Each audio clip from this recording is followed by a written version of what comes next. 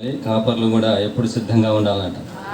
సైనికుడికి ఎప్పుడు పిలుపు వస్తుందో తెలియదట. ఆయుధాలు ఎప్పుడు రెడీ పెట్టుకొని, గన్ను రెడీ పెట్టుకొని ఉండాలట. ఎమర్జెన్సీ వచ్చింది, నా భార్య మరి డెలివరీకి వెళ్ళిందండి, లేకపోతే మేము సిక్ అయినాం, హాస్పిటల్లో ఉన్నామంటే మిలిటరీలో పనిచేసే వాడికి సెలవు గ్రాంట్ చేయరు. ఎమర్జెన్సీగా ఏదన్నా వార్ అంటే యుద్ధము ప్రకటించబడినప్పుడు. హల్లెలూయా. ఆ విధంగానే మరి ఒక కాపరికి కానీ విశ్వాసకైనా కూడా ఒక్కోసారి అలాంటి పరిస్థితులు ఎదురవుతాయి. ఈతరానైనా నీళ్ళ పడేసి ఈత కొట్టమంటే కొట్టుకొని బతికి బయటికి రావాలి, అట్లా ఉంది పరిస్థితి. సరే, ఎందుకంటే అనుభవం ఉన్నటువంటి దైవజనులు కడి గారు, విజయపెట్ర గారు మధ్యలో ప్రసంగం చేయటం అంటే కత్తి మీద సాము లాంటిది, మామూలు విషయం కాదు. అయినా కూడా దేవుడు మనకు తోడుగా ఉండి మీ అందరి యొక్క ప్రార్థన బట్టి, మరి మీ యొక్క ఉత్సాహాన్ని బట్టి, మన ఆశను బట్టి దేవుడు ముందుకు నడిపిస్తాడు. హల్లెలూయా. మన దగ్గరకు వచ్చిన స్టీఫెన్ గారు, ఎడ్మీ గారు, బెంజమిన్ గారు, జాన్ గారిని బట్టి వందనాలు. మరి రాత్రికాల సమయంలో మరి పశ్చిమ గోదావరి జిల్లా నర్సాపురం అంటే అక్కడ నుంచి వచ్చినటువంటి ఎస్ఎన్ గారు చాలా చక్కని సువార్త వర్తమానం మనకు అందించింది. ముందు హెచ్చరిక, అటు తర్వాత తీర్పు అనే విధముగా వర్తమానాన్ని దేవుడు మనకి ఇచ్చిన్నాడు. చాలా సంతోషకరమైన విషయం.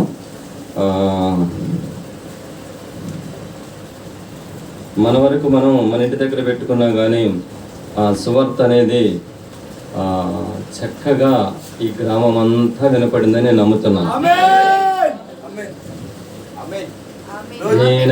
నేనైతే ఈ సువార్త కూటానికి రావడం చాలా కష్టంగా, అంటే పరిస్థితులు అనుకూలంగా లేక కొంచెం సౌండ్ తగ్గిస్తే బాగుంటుంది అనుకుంటాను. పర్వాలేదు బదర్, ఎందుకంటే ఇది నైట్ అయితే చాలా దూరం వినపడితే బాగుండేది. మరి పొలాల్లోకి పోవాలి కూడా.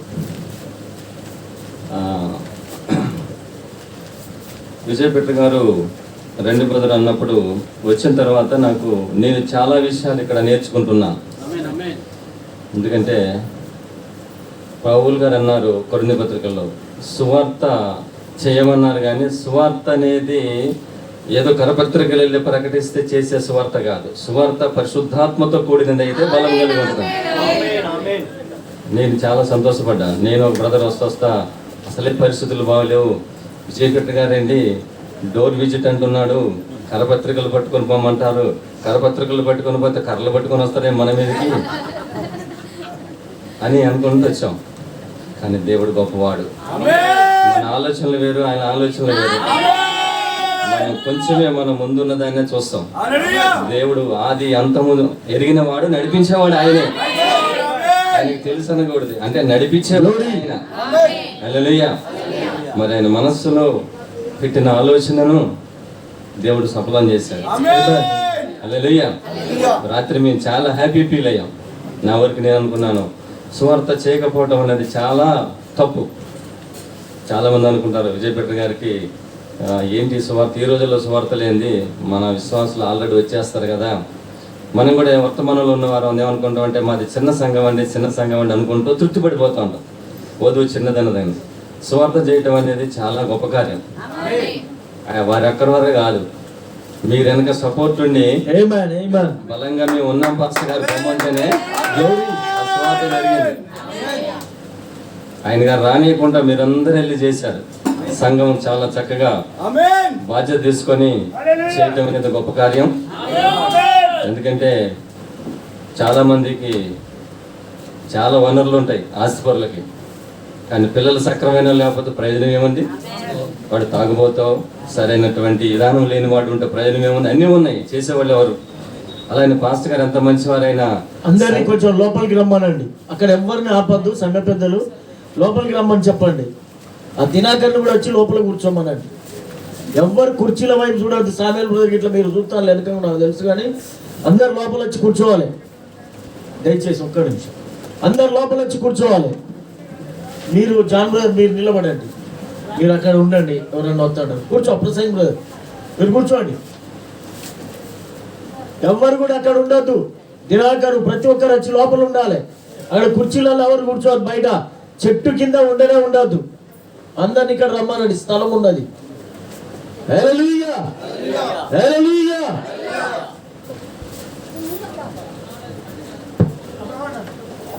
అల్లరి కావద్దు, పని కావాలి, అల్లరి చేయవద్దు. నేను చెప్పాను, ఒక్క నిమిషం అంతా సెట్ చేసి అందరు లోపల రండి. Okay sir, okay.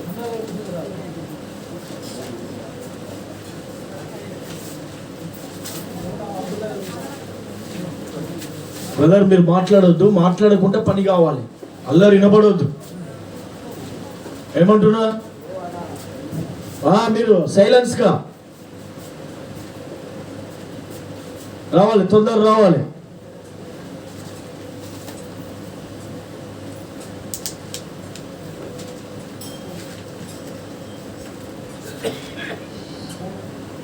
ఇక్కడ ఇలాంటి ముందుకు రండి. అనుష ముందుకు రా. ఇక్కడ ఇక్కడ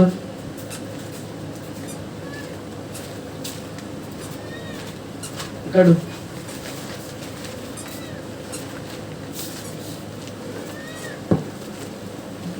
రావాలి. హల్లెలూయా. అందరం చెప్తాం హల్లెలూయా. ఓకే.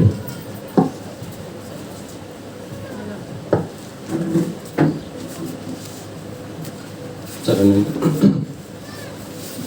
ఈ యొక్క సువార్తలో మీరు కష్టపడిన విధానము, మీరు చేసినటువంటి సాక్రిఫైస్, త్యాగము చాలా ఈ దేవుని నామానికి మహిమకరంగా, మీకు అందరికీ దీవెనకరంగా ఉందని నమ్ముచున్నాను. హల్లెలూయా. మనం చేసే ఆర్థికంగా కానీ, ఆత్మీయంగా అంటే ప్రార్థన, భౌతికంగా మనం చేసే పని, సువార్త పని, అది దేవుని యొక్క రాజ్యంలో ఒక ఆత్మ రక్షించబడటం 10,000 ప్రపంచాల కంటే విలువైనదని చెప్పారు. ఉదాహరణకి మనం ఒక కరపత్రిక ప్రింట్ చేసినప్పుడు ఒక్కొక్కటి అది కొన్ని టోటల్గా చేస్తాం కాబట్టి లంసం పెద్ద అమౌంట్లో ₹1 పడవచ్చు, ₹10 పడవచ్చు, ₹2 పడవచ్చు ఒక కరపత్రిక. ఆ కరపత్రిక చదివిన వ్యక్తి వర్తమానాన్ని అంగీకరించి లేదా యేసుక్రీస్తు దేవుడిని అంగీకరించి ఆత్మ రక్షించబడితే మరి ఎన్ని వేల కోట్లైనా దానికి విలువ కట్టలేం. హల్లెలూయా. అలాగనే మీరందరూ చేసిన సహాయం కావచ్చు, లేదా ముఖ్యంగా ఈ బ్రదరు జాన్ గారు చేసిన సహాయం కావచ్చు, మరి పాస్టర్ గారు చేసింది కావచ్చు, ఎవరైతే చేశారో ఆ కరపత్రికల ప్రింటింగ్ కానీ, ఈ మైక్ సిస్టమ్, వెహికల్స్ అరేంజ్మెంట్స్, ఇవన్నిటికీ దాని వెనక ముందు ఉన్న ప్రతి ఒక్కరిని దేవుడు దీవించును గాక. హల్లెలూయా.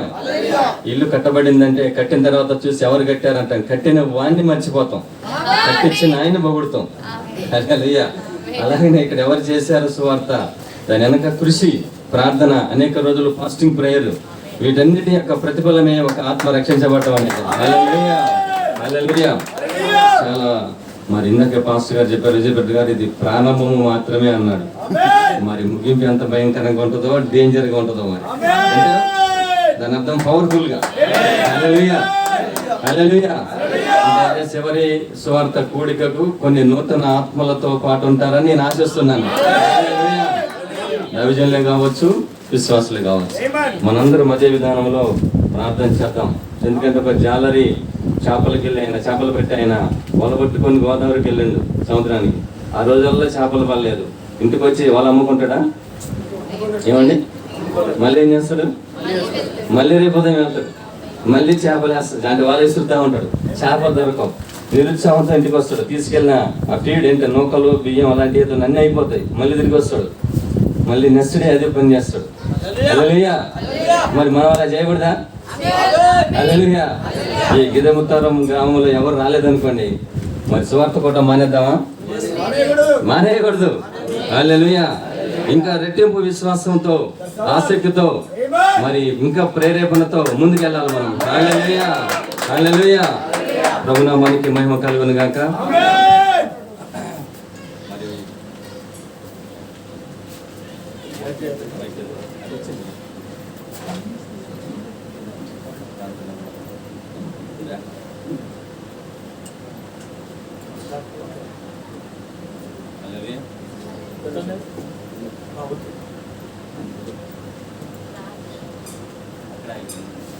హల్లెలూయా. హల్లెలూయా.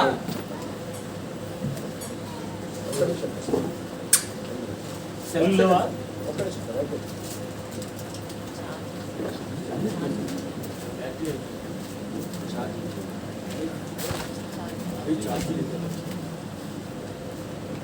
ప్రైజ్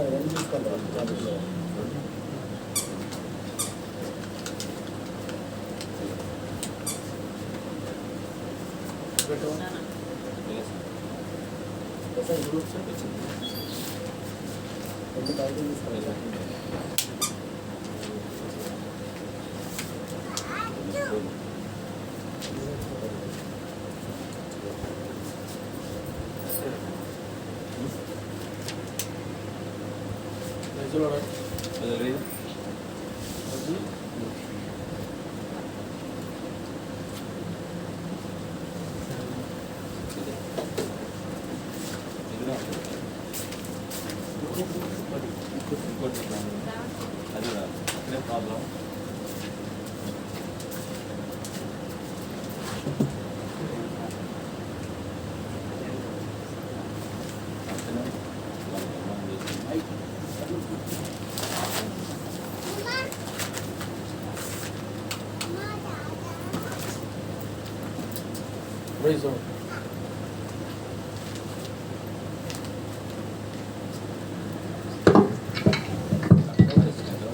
హల్లెలూయా.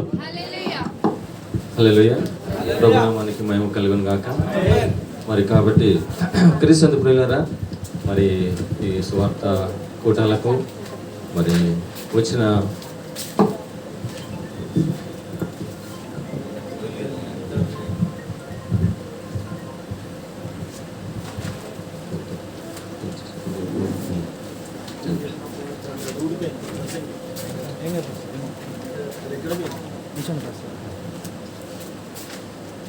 సరే వచ్చిన దైవజనులందరినీ దేవుడు దీవించిన గాక. హల్లెలూయా. ముఖ్యంగా మరి పెడి గారు వాక్యం వినటానికి అంత ఓపికతో ఉన్నారంటే చాలా సంతోషకరమైన విషయం. హల్లెలూయా. ఎందుకంటే ఎవరైనా పాస్టర్స్ మెంటాలిటీ ఎట్లా ఉంటుందంటే, నేను పాస్టర్ కాబట్టి చెప్పాలని ఆశపడతారు ఎవరైనా.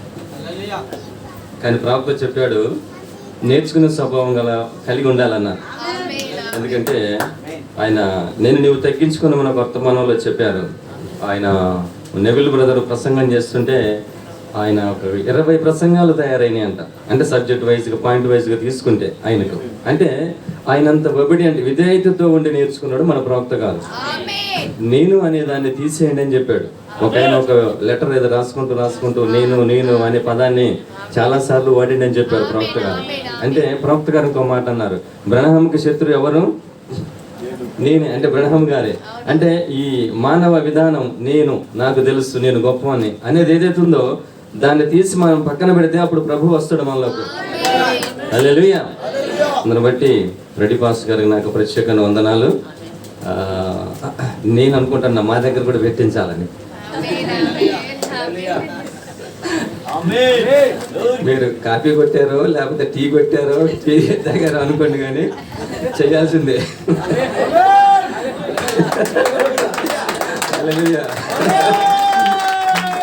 అంటే ఫస్ట్ చెప్పారు విజయ్ బ్రదర్ గారు, ఇది ప్రారంభమే అన్నాడు. మరి అది మంట అంటిన తర్వాత ఎక్కడ దాకా పోతో తెలియదు. అంటించేదే మనం, ముగింపు మనం చేయలేం. హల్లెలూయా. హల్లెలూయా. నామానికి మహిమ కలుగును గాక. ఇంకా ఆగుద్దా మంట? ఉచ్చి వజ్రాలు ఎట్ట అంటుకున్నాయి. అరే బాబు ఆపండిరా అంటే మేము ఆపంరా అంటున్నారు. నువ్వు ఆపండి అనేది నువ్వేమంటున్నావో మాకు వినపడతలేదురా. హల్లెలూయా ఆమేన్ అంటున్నావు మనం. హల్లెలూయా. ఇంకెక్కడ ఆగుద్దండి? ఆగదు. చాలా వందనాలు, చాలా సంతోషంగా ఉంది, ఏం చెప్పాలో తెలియదు. సరే, వచ్చిన దైవజనులందరినీ దేవుడు దీవించిన గాక. వచ్చిన వాక్యం చదువుకొని కొంచెం సాక్ష్యంగా చెప్పుకొని ముగించేస్తా. బైబిల్ గ్రంథంలో నుంచి ఆదికాండం 24వ అధ్యాయం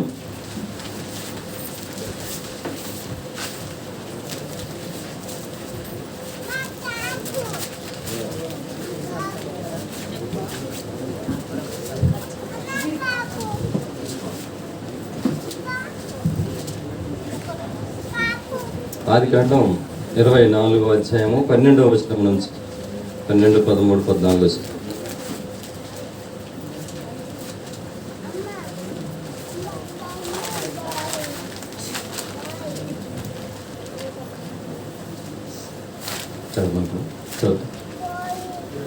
నా యజమానుడకు అబ్రహాము దేవుడవైన యెహోవా, నేను వచ్చిన కార్యమును త్వరలో సఫలము చేసి నా యజమానుడు అబ్రహాము మీద అనుగ్రహము చూపము, చిత్తగించము. నేను నీళ్ల ఊట యొద్ద నిలుచున్నాను, ఈ ఊరి వారి పిల్లలు నీళ్లు చేదుకొనుటకు వచ్చున్నారు. కాబట్టి నేను త్రాగునట్లు నీవు దయచేసి నీ కడవను వంచమని నేను చెప్పగా, నీవు త్రాగుము, నీ వంటలకును నీళ్లు పెట్టెదనని ఏ చిన్నది చెప్పునో, ఆమె నీ సేవకుడైన ఇస్సాకు కొరకు నీవు నియమించినదై ఉండునుగాక. అందువలన నీవు నా యజమానుని మీద అనుగ్రహం చూపితమని తెలుసుకుందామని చదవలేని వాక్యమునకు ప్రభు మన కొరకు తన సంతోషాన్ని గాక. చిన్న ప్రార్థన చేసుకుందాం. మహోన్నతుడా, మహాగణుడా, పరిశుద్ధుడా, వందనములు, స్తుతులు, స్తోత్రములు తండ్రి. ఈ అక్కనైన గిద్దముతారం అనే గ్రామంలో మరి స్థానిక కాపరి గారు, విజయపేట గారు ఏర్పాటు చేసిన ఈ సువార్త అంటే సంఘము అందరూ కలిసి ఏర్పాటు చేసిన సువార్త కూడికను బట్టి నీకు వందనాలు, స్తోత్రములు తండ్రి. నీ బిడ్డలు ఎవరున్నారో మాకు తెలియదు నాయన. జగత్ పునాది వేయబడక ముందు నీ ఎన్నికల ఏర్పాట్లు ఎవరున్నారో మాకు తెలియదు కానీ ప్రభువా, వారి కొరకు నాయన ఈ యొక్క సువార్త, ఈ వర్తమానము శక్తి కలిగిన వర్తమానం అనే వలన వేసినప్పుడు తండ్రి, నీ ఎన్నికలో ఉన్న వారు పట్టబడుదురు గాక. సహాయం చేయండి నాయన. దైవజనునికి, సంఘానికి ఇచ్చిన ఈ మంచి ఆలోచన బట్టి నీకు వందనాలు తండ్రి. ఈ యొక్క కూడిక నిమిత్తముగా వచ్చిన ముఖ్యంగా మరి ప్రెడి గారికి, ఇంకొచ్చిన తోటి సేవకులందరికీ, సంఘం అందరికీ, బంధువులు, స్నేహితులు కూడా నాయన ప్రభావ వారందరిని కూడా దీవించి ఆశీర్వదించండి తండ్రి నాయన.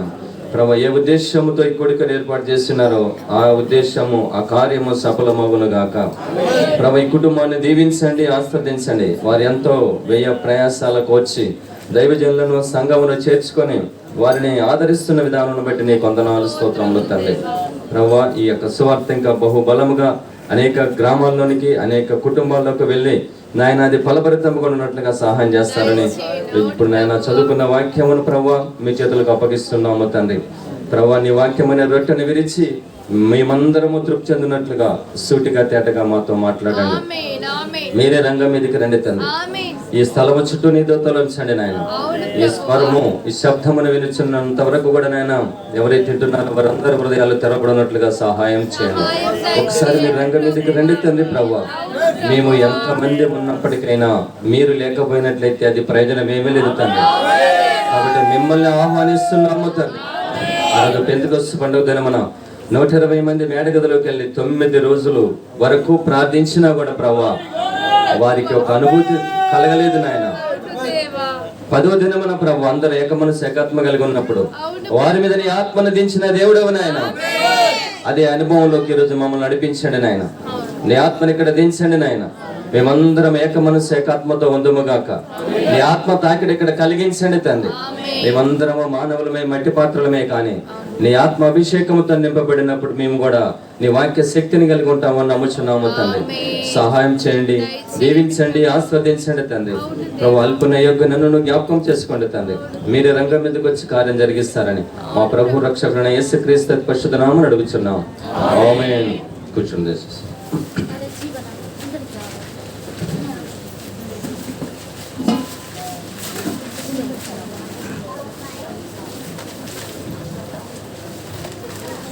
కూర్చోబోదు, వెళ్ళి వదలు కూర్చో. పర్లేదు, మన తక్కువ మందే కదా, ఇంకా మన ఖాళీ బదులు కూడా కూర్చోవచ్చు. సరేనండి. ఈ యొక్క లేఖనము మనందరికీ, లేకపోతే 24 ఆదికాండం 24వ అధ్యాయం మనందరికీ తెలిసిన కార్యాలే. చిన్న అంశంగా కొన్ని విషయాలు చెప్పాలని ఆశ ఉంది. వధువును ఎన్నుకొనుట అనే అంశం కదా. హల్లెలూయా. మరి ఎందుకంటే నాకు బాగా పరిచయం ఉన్న కుటుంబమే, కానీ మరి బెంగళూరు సంఘం నుంచి వచ్చిన వాళ్ళు, బెంగళూరు సంఘంకి మాకు చిన్నప్పటి నుంచి పరిచయం. ఇంకా నేను సరిగ్గా చెప్పాలంటే నిక్కర్లు సరిగ్గా కట్టినప్పటి నుంచి కూడా వాళ్ళు నాకు తెలుసు. అంత చిన్న వయసులో నుంచి ఇప్పుడు ఉన్నారు. ఇప్పుడు వాళ్ళు జయమ్మ గారు కానీ, మరి రాజమ్మ, తర్వాత మన అన్న శిష్యులు అందరూ, మరి మేమందరం ఒక కుటుంబముగా ఉండేవాళ్ళం. బెంగళూరు, వాజేడు, బౌత్రపేట, విజయపేట గారికి కూడా చాలా వరకు తెలుసు విషయాలన్నీ. మరి ఈరోజు ఆ విధంగా మరలా వాళ్ళని చూడటం కూడా చాలా సంతోషకరంగా ఉంది. మన ప్రవక్త చెప్పారు ఒక మాట, ఎంతమంది కొత్త స్నేహితులు వచ్చినప్పటికీ చిన్ననాటి స్నేహితులను మించిన వారు కాదన్నారు. అంటే ఇప్పటికీ నేను డిగ్రీ వరకు చదివాను, అయిపోయింది. 7th క్లాస్ చదివిన స్టూడెంట్స్ ఫోన్ నెంబర్స్ కూడా నా దగ్గర ఉన్నాయి. వాళ్ళతో ఇప్పటికే మేము కమ్యూనికేషన్లో ఉంటాం. మ్యారేజ్లో అప్పుడప్పుడు కలుసుకొని మాట్లాడతాం. ఎవరి దారి వారికి అయిపోయింది, ఎక్కడెక్కడో ఉంటున్నారు, ఏదేదో చేసుకుంటున్నారు, వెల్ సెటిల్డ్ అందరూ. అయినప్పటికీ ఈ ఫ్రెండ్షిప్ పోలే. 7th క్లాస్ బ్యాచ్ ఉంది, 10th క్లాస్ బ్యాచ్ ఉంది, ఇంటర్ బ్యాచ్ ఉంది, డిగ్రీ బ్యాచ్ ఉంది. ఇప్పుడు అంతకంటే మించిన పెద్ద బ్యాచ్ వచ్చింది. హల్లెలూయా. ఆ బ్యాచ్లు తాత్కాలికమే, కానీ ఈ బ్యాచ్ ఇక్కడ ప్లస్ అక్కడ ఉండేదన్నమాట. హల్లెలూయా. ప్రభు నామానికి మహిమ కలుగును గాక. అలాగనే వాళ్ళని చూసినప్పుడు రాత్రి అసలు వస్తారని నేను ఊహించాల. ఇక్కడికి వస్తారంటే వారు వస్తారని తెలుసు, కానీ అన్నా సిస్టర్ వస్తుందని తెలియదు. చాలా సంతోషం ప్రియులారా. మరి దేవుడు ఎప్పుడు ఎక్కడ ఎట్లా చేస్తాడో మనకు తెలియదు. కొన్నిసార్లు బలవంతంగా వెళ్తాం ఒక చోటకి, అది మనకు మేలు జరుగుద్ది. కొన్నిసార్లు ఇష్టంగా వెళ్తాం, మనకేం జరగదు. హల్లెలూయా. అంటే దేవుని చిత్తమా కాదా అనేది అక్కడ ప్రాముఖ్యమైన కార్యం. క్రీస్తుని ప్రియులారా, మరి ఇక్కడ ఈ వధువును ఎన్నుకొనుటనే వర్తమానం మరి దరిదాపుగా అందరు చదివి ఉంటారని నేను ఆశపడుతున్నాను. అందరు చదివి ఉండొచ్చు. పెళ్ళి అయిన వారు, పెళ్ళి కాని వారు, ప్రత్యేకంగా పెళ్ళి కాని వారు బాగా చదవాలి. ఒకవేళ చదవకపోతే మస్ట్ అండ్ షుడ్ దాన్ని చదవాల్సింది. ఎందుకంటే ప్రవక్త చెప్పారు. ఇప్పుడు నాది డిగ్రీ 19లో అయిపోయింది.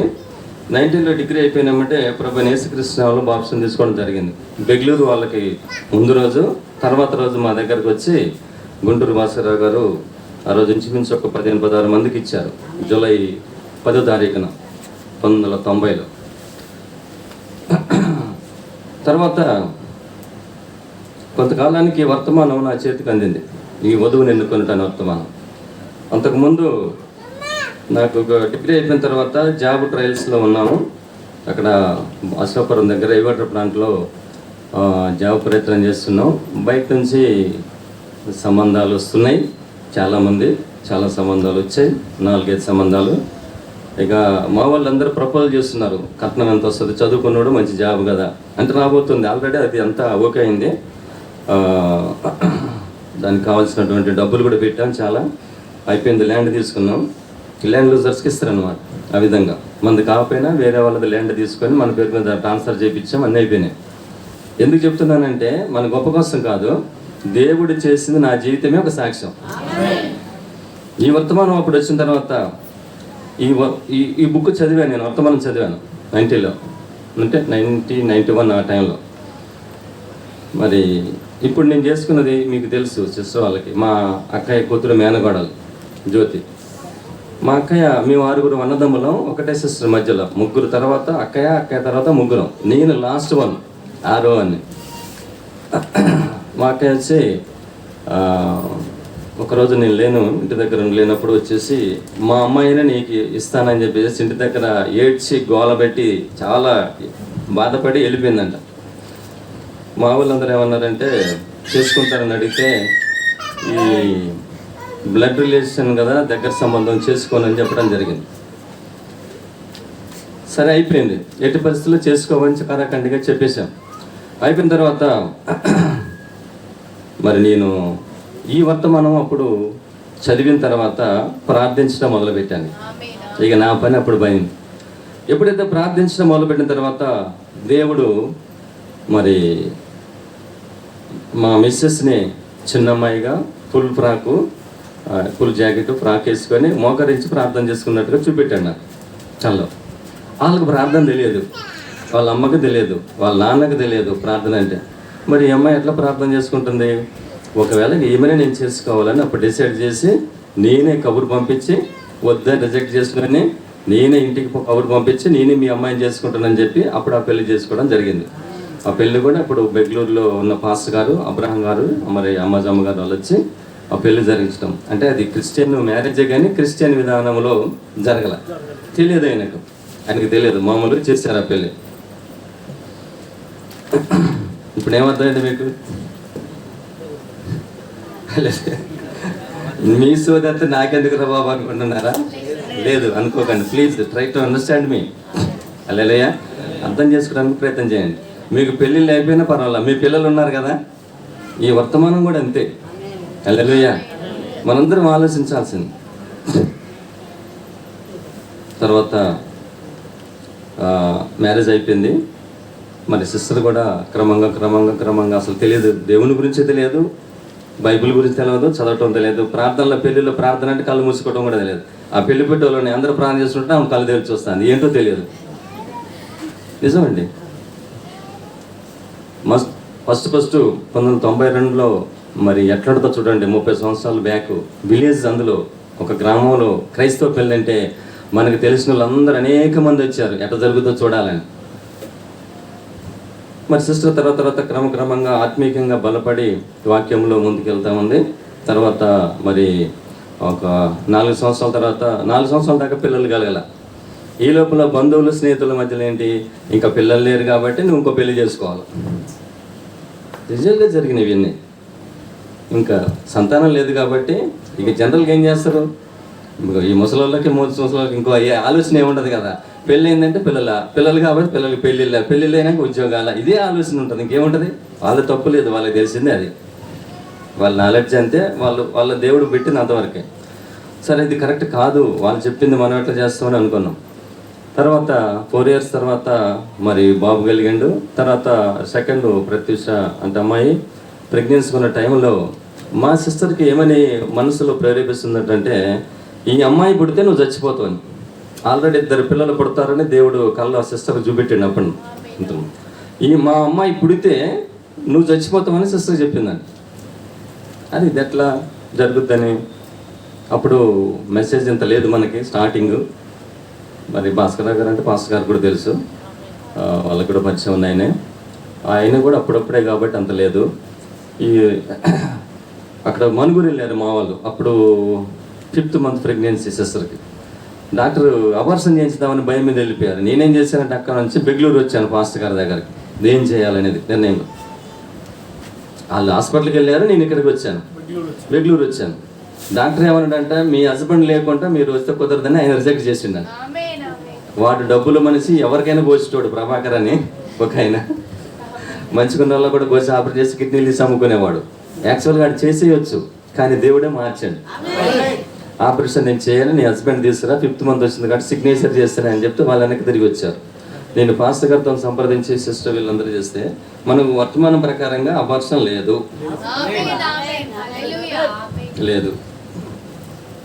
ఎందుకంటే జీవితంలో జరిగినాయి. వర్తమానం కొత్త, మనము కొత్త, ఈ అనుభవాలన్నీ కొత్త, ఎదుర్కోవటం. అప్పుడు లేదు, ఇప్పటిదాకా అదే ఉంది మన పరిస్థితి. పరిస్థితులు అంటే విధానం మారినాయి కానీ ఫేస్ చేసేవి ఉన్నాయి. హల్లెలూయా. సరే, ఆ విధంగా ఏం ప్రాబ్లం కావాలో పాస్టర్ గారు వాళ్ళు ప్రార్థించారు. మంచిగా ఫస్ట్ బాబుకు ఆపరేషన్ పడింది, అమ్మాయికి ఆపరేషన్ లేకుండానే డెలివరీ అయింది. పాస్టర్ గారు భార్య అమ్మజమ్మ గారు ఇద్దరు నెల ముందు వచ్చారు. వచ్చి మా అక్కయ్య గారి ఇంటికి వచ్చి నెల రోజులు అక్కడే ఉండి వాళ్ళు డే అండ్ నైట్ ప్రార్థన చేశారు. నెల రోజులు. ఏం కాదు, దేవుని దయ వల్ల బాగానే జరుగుద్దని. మరి సరే, ఏదేమైనా మంచిగా జరిగింది, బాగానే ఉంది. తర్వాత మరలా పాపను చంపాలని సాతానుడు చిన్నప్పుడు ఆడుకుంటూ పురుగుల మందు ఉంటాయి కదా, ఇవి పాత నువ్వుసాబునికి వేద్దామని సిస్టర్ తెచ్చి అక్కడ వేస్తే ఆ మూత చిన్నప్పుడు పాక్కుంటూ వచ్చి ఆ మూత మందు తీసేసి, అప్పుడు నేను ఇంటి దగ్గర లేను, ఎక్కడ పొలంలో ఉన్నా. మా అన్నయ్య ఇంకో తీసుకుని వేరే జానపడి వస్తుంటే ఆల్రెడీ అప్పటికే అయిపోయింది అనుకున్నారట, తల వాల్ చేసింది, చచ్చిపోయింది అనుకున్నారు. కానీ అక్కడ నుంచి మళ్ళీ మనుగూడని అక్కడ తీసుకెళ్తే దేవుని వల్ల బతికింది. అది 2వసారి. అంటే ప్రెగ్నెన్సీగా ఉన్నప్పుడు ఒకసారి చంపాలని చూసిన తర్వాత 2వసారి అయింది, తర్వాత ఇంకోసారి జరిగింది. మ్యారేజ్ అయిన తర్వాత కూడా ఇక అంటే మీకు తెలుసు అదంతా, మ్యారేజ్ అయింది, అమెరికా వెళ్ళిపోవడానికి ప్రేయర్ మీటింగ్ పెట్టినప్పుడు ఆ నైటు మన టెంట్ హౌస్ పెద్ద ఫ్యాన్లు ఉంటాయి కదా, ఇట్నే జస్ట్ మా ఇంటి ముందు ఇట్నే రేకులు, ఇక్కడ సేమ్ ఇదే ప్లేస్ ఇట్లే ఇక్కడ జరుగుతుంది. ఆ టేబుల్ దగ్గర ఫ్యాన్ పెడితే ప్రత్యూష అప్పుడు అక్కడికి వెళ్ళింది. ప్రేయర్ మీటింగ్ అంతా అయిపోయింది, పాస్టర్స్ లోన భోజనం చేస్తున్నారు. ఆ ఫ్యాన్ స్పీడ్గా తిరుగుతుంది, దానికి రిమోట్ కంట్రోల్ ఉండదు, స్టాండ్ ఫ్యాన్ టెంట్ హౌస్లో ఉండేది. దాంట్లోకి ఎయిర్స్ మొత్తం వెళ్ళిపోయినాయి, తల ఇంటికి వెళ్ళిపోయినాయి, మొత్తం చుట్టేసింది ఫ్యాన్. ఇక తల దగ్గరికి వెళ్ళి ఈ తిరగకుండా, ఈ ఫ్యానుని తిరగకుండా వెంట్రుకలు ఆపేసినాయి. చాలా డేంజర్ అనమాట. ఇంకా చనిపోయింది అనుకున్నారు. ఇక మా అల్లుడు వాళ్ళందరూ అక్కడ బయట మాట్లాడుతుంటే వాళ్ళ బంధువులతో ఏదో జరిగిపోయిందని ఊరికొచ్చి చూశారు. తొందరపడొద్దని చెప్పి ప్రార్థన చేసి ఇక ఫ్యాన్లు స్విచ్లు అన్నీ బంద్ చేసేసి చిన్నగా వెనక్కి తిప్పాము. ఇక తలంతా తిప్పి అంటే చివరి వరకు అది పోరాడుతూనే ఉంది మా అమ్మాయిని చంపాలని సాతాను. అమెరికా ఇంకా రేపు ఎల్లుండి వెళ్తారు. ఆ రోజునే మీటింగు, కృతజ్ఞత కూటం పెట్టుకొని పంపించాలని అందరు ఉన్నారు. అక్కడ చేసేసింది అనమాట. అంటే సాతానుడు ఎప్పుడు ఎమ్మడబడుతూనే ఉంటాడు. హల్లెలూయా. కానీ తప్పించే దేవుడు మన దేవుడు. ఆయన ఇచ్చిన వాగ్దానాన్ని కాపాడుతున్నాడు. ఎప్పుడైతే స్టార్టింగ్లోనే సంతానం లేనప్పుడు మీకు సంతానం ఎట్లా అని అది అనుకున్నప్పుడు మా సిస్టర్కి దేవుడిచ్చిన కళ ప్రకారంగా 2 పిల్లలు కలుగుతారని చెప్పారు. 2 పిల్లలు ఎందుకు మిస్ అవుతారనేది మాకు ప్రగాఢ విశ్వాసం. హల్లెలూయా. అదే సేమ్ ఇప్పుడు మా ప్రత్యూష కూడా, మా బాబు మనోడు కొంచెం సిక్ అయ్యాడు బై బర్త్. పుట్టినలో షుగర్ లెవెల్ తక్కువై 40 రోజులు హాస్పిటల్లోనే ఉన్నాడు. పుట్టినప్పుడు అమెరికాలోనే చాలా సీరియస్ మ్యాటరు. అయినప్పటికీ మరి దేవుడు స్వస్థపరిచి మంచి తీసుకొచ్చాడు. ఇంకా ఫుల్ కండిషన్కి రాలే, లేట్ ప్రాసెస్ అన్నారు. సరే, చాలామంది ఏమంటున్నారంటే 3వ సంతానాన్ని కూడా ఉంచుకోమని చెప్పారు. అమెరికాలో ఫ్యామిలీ ప్లానింగ్ ఆపరేషన్ చేయాలంటే లేడీస్కి 35 అట్లా ఏజ్ వస్తేనే చేస్తారండి, ఈ లోపల చేయరు. సరే, ఆ విధంగా అయిపోయిన తర్వాత ఆమెకు అలాగుంది. ఆమెకు కూడా 2 సంతానం పుట్టినట్టే దేవుడు చూపెట్టాడు. మళ్ళీ 3వ సంతానం ఎట్లా వస్తుంది అనేది ఒక ప్రశ్న. ఇప్పుడు ప్రార్థన చేయండి. బాబు పాప బాగానే ఉన్నారు. మా పాప మ్యారేజ్ విషయంలో కూడా చెప్తున్నారు. మీకు తెలుసు చాలామందికి ఫిజిక్స్ ప్రవీణ్ ఫిజిక్స్ అయిపోయింది, అమ్మ కెమిస్ట్రీ అయిపోయింది. ఇక ప్రార్థన చేయటం, అక్కడ సంబంధాలు, ఇక్కడ సంబంధాలు, అక్కడ సంబంధాలు చూడటం. ఇక మనకు తెలుసు మనం పల్లెటూరు వాతావరణంలో ఉన్నాం. మా క్యాస్టే మాకు కావాలి. ఇది పెద్ద మైనస్. ఇది మనకి వర్తమానంలో ఇంకా తిరిగి జన్మించిన వారికి. ఓకేనా? ఇక రకరకాల సంబంధాలు ఎక్కడున్నాయి అంటే చేసుకొస్తున్నారు. సరే, మేమైతే దాని మీద ఆధారపడం. నాకే ఇది వర్తమానం దేవుడు ఇచ్చాడు. 25 సంవత్సరాల నుంచి ఇదే వర్తమానం నడుస్తూనే ఉంది, మన దగ్గర ఉంది. పిల్లలకి అదే నేర్పించాం. మా పిల్లలు లేచిన వెంటనే ముందు బైబిల్ చదువుతారు మొహం కడుక్కున్నాక. అలాగే సిద్ధపడ్డారు. వాళ్ళకి చెప్పాం, వర్తమానం వినిపించాం. ఏం చెప్పలా. ఈ రోజు వరకు కూడా అంతే. ప్రవీణ్ విషయంలో కానీ ప్రత్యక్ష విషయంలో కానీ నేనేం చెప్పాలా. ఇది క్రమం, పద్ధతి. మాస్టర్స్ అందరు చెప్పేది నేర్చుకొని వాళ్ళు బలపడుతున్నారు. కొన్ని సంబంధాలు వచ్చాయి, జాబ్ హోల్డర్స్ వచ్చారనుకోండి. ఇంకొకటి అమెరికా సంబంధం. ఎవరంటే మనం మీకు చెప్పలా, ప్రవీణ్ యోహాన్ గారి కొడుకు, నాదెల్లా, గుంటూరు. మొన్న వచ్చాడు కదా. ఆ అమ్మాయిని కూడా చెప్పారు. వెళ్ళిపోయి అమెరికాలో ఉంటుండని. ఐజాక్ గారి అసిస్టెంట్గా ఉన్నారుగా, దాన్ని మన బ్రదర్ పేరు డేవిడ్ బ్రదర్ చెప్తే ప్రార్థన చేస్తే మా పాపకే దేవుడు చూపెట్టాడు. అబ్బాయి వేరే ఒక వాట్సాప్ మెసేజ్లో కల్లో దేవుడు చూపెట్టిందంట. అబ్బాయి యొక్క పొజిషన్ అంతా ఆల్రెడీ అతను ఏదో ఒక విధానం ఉన్నాడు. ఆ గృహానికి గుమ్మానికి కూడా వినాయకుని బొమ్మలు పెట్టుకొని ఉన్నాడంట కల్లో. దేవుడు అది వద్దని చెప్పి రిజెక్ట్ చేశారు. వాళ్ళకి ఎంతన్నా ఉండొచ్చు, ఎంతన్నా రావచ్చు, మనకు అనవసరం. తర్వాత ఇంకా మా దగ్గర బంధువు మేనరుడు అవుతాడు వరుసకి. అబ్బాయి బ్యాంకులో జాబు, మంచి జాబు. మా అమ్మాయిని కూడా చేసుకోవాలని ఆయన ఇష్టపడ్డాడు. కానీ ప్రార్థన చేసిన తర్వాత దేవుడు దాన్ని కరెక్ట్ చూపెట్టలా, మేము చేసుకోమని చెప్పేసి. తర్వాత ఇప్పుడు రమేష్ బ్రదర్ది సంబంధం కూడా తీసుకొచ్చారు ఒక పాస్టర్ గారు. దాని విషయంలో ప్రార్థన చేసి మరి ఇంకొక రోజైతే మేము ఇంకా క్యాన్సిల్ చేసేద్దామని నేనే చెప్పేశాను. క్యాన్సిల్ చేసేద్దామని చెప్పాను. అంటే మా అమ్మాయి అన్నది కదా, ప్రత్యూష డాడీ ఎందుకు ఆ మాట అంటారు, ఇంకొక రోజు ఉంది కదా ఆగుదాం అన్నది. 31వ తారీఖు సంథింగ్ ఏదో ఉంది, ఒక రోజు 2 రోజులు లాగి చెప్దాం ఉండండి అన్నది. ఇంకా అదే రోజు దేవుడు ఆమెకు బయలుపరిచిందంట. పేరు, అబ్బాయి వాళ్ళు వచ్చినట్టు, ఇంటి దగ్గర ఉన్నట్టు, ఇవన్నీ ఏర్పాటు చేసినట్టు చెప్తే, సరే నీ ఇష్టం, దేవుడు నీకు బయలుపరిస్తే నువ్వు ఫాలోగా, నాకేం అభ్యంతరం లేదు. నేను ఇచ్చేది ఏం లేదు, నేను చేసేది ఏం లేదు. దేవుడు నీది, నిర్ణయం నీది. ఓకే డాడీ అన్నది. ఓకే అన్నాం. దేవుడు దాన్ని సమకూర్చాడు, సిద్ధపరిచాడు. ఈ రోజు కూడా ప్రవీణ్ పరిస్థితి కూడా అంతే. ప్రార్థన చేసుకోమని చెప్పాడు, వాక్యం ప్రకారంగా చేసుకుంటున్నాడు. దేవుడు దాన్ని బయలుపరిస్తే, చూపెట్టిందే ఆ విధానంలోనే ముందుకెళ్తారు. చాలా మనకు వస్తుంటాయి. మరి పాప విషయంలో కూడా చెప్పడం మర్చిపోయాను. క్యాస్ట్ విషయంలోకి వచ్చిన తర్వాత మరి మీకు తెలుసు, ఇంటర్ క్యాస్ట్ మనం చేసుకోవడం జరిగింది. చాలామంది అంటే మా కుటుంబంలో వారు కూడా వ్యతిరేకం. మా ఊర్లో వాళ్ళు చాలామంది పెళ్ళికి రాలే, వేరే క్యాస్ట్ అబ్బాయిని చేసుకున్నాం. చాలామంది రాల. మేము వండిన వంటలన్నీ చాలా మిగిలిపోయినాయి. మా ఇంటి ముందు వాళ్ళతో సహా చుట్టుపక్కల వాళ్ళు కూడా రాలే. చాలామంది తక్కువ వచ్చారు. ఎందుకంటే వీళ్ళు వేరే క్యాస్ట్ అబ్బాయిని పెళ్లి చేసుకున్నారు అని. అయితే వాళ్ళకి తెలియదు, మనకు తెలుసు. వాళ్ళని పిలవల దేవుడు మన పిలిచిండు. మనకు తెలిసేది మనం చేయాలి. వాళ్ళని సంతోష పెడతానికి కాదు మనం చేసేది, మన పిలిచిన దేవుని సంతోష పెట్టేదే మనం చేయాలి. దేవుడు ఏది చేయమంటే అదే చేయాలి. ఇక పనిలో పని ఇంకో సాక్ష్యం చెప్పేసి ఇక మనం మెసేజ్లోకి పోదాం. ఎందుకంటే ఇట్లనే సరే అయిపోయింది. వాళ్ళు వచ్చినా రాకపోయినా మా సిస్టర్ వాళ్ళు అనుకో మేనరుడు రెండో వాడు ఉన్నాడు. వాడైతే చాలా గొడవ పెట్టి చాలా చాలా చాలా ఒత్తిడి చేసి పెళ్ళికి కూడా రాలేదు. వాళ్ళందరూ ఎవరు రాలా. ఎవరు వచ్చినా ఎవరు రాకపోయినా బ్రదర్కి తెలుసు. మా నవీన్ వాళ్ళ నాన్న ఒకటే చెప్పాడు, మా ఇంటి పక్క వాళ్ళ అన్నదమ్ములు పిల్లలందరూ వెళ్ళి పెళ్ళి ఆపుతావా లేదా అని చెప్పి చాలా ఫోర్స్. అప్పుడు మా అన్నయ్య చెప్పిండంట నా గురించి.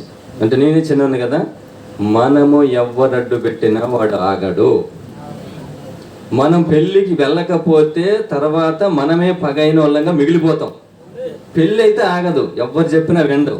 కాబట్టి మీరు సైడ్ అవ్వండి, పెళ్ళి జరిగించండి, పెళ్ళికి సపోర్ట్ చేయండి అని చెప్పిండండి. ఒకరోజు కాదు ఈ టార్చర్. వాళ్ళని మన దగ్గరికి రారు డైరెక్ట్గా, మనల్ని అడిగేంత ధైర్యం లేదు దేవుని కృపను బట్టి. ఎవరు రారు, ఊళ్ళో వాళ్ళు కూడా ఎవరు అడగరు మన.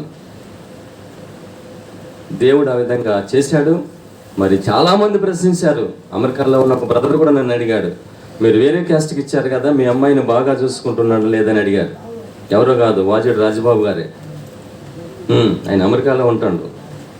అడిగాడు 2 సార్లు నన్ను క్రాస్ క్వశ్చన్ చేశాడు. నేను కొన్ని విషయాలు అడిగితే ఆ రోజు నుంచి ఈ రోజుకు ఫోన్ బంద్. అది ఎవరన్నా కావచ్చండి, వాక్యమే మనకు కావాల్సి. వాక్యాన్ని ప్రేమించే వారిని మనమని ప్రేమిస్తాం. హల్లెలూయా.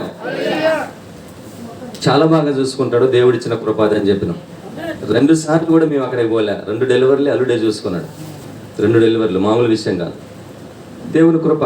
ప్రార్థన చేయండి, ఇంకా దేవుని ప్రేమను కలిగి ఉండాలి. హల్లెలూయా. దేవుడు జతపరిస్తే వారిని వేరుపరిచే వాళ్ళు ఎవరు లేరు.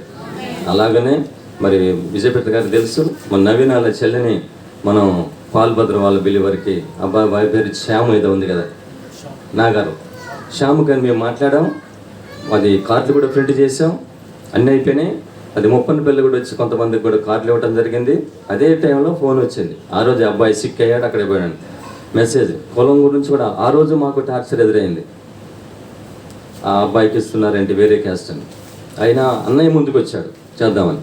ఆ సమయంలో మరి అబ్బాయి ఇదైతే డాక్టర్స్ దగ్గర రమ్మంటే డాక్టర్ దగ్గరికి వెళ్ళి మేము అడిగాం. హన్మకొండలో డాక్టర్స్ గారు కూడా కొన్ని విషయాలు చెప్పారు. సరే అది అట్లా ఆగిపోయింది.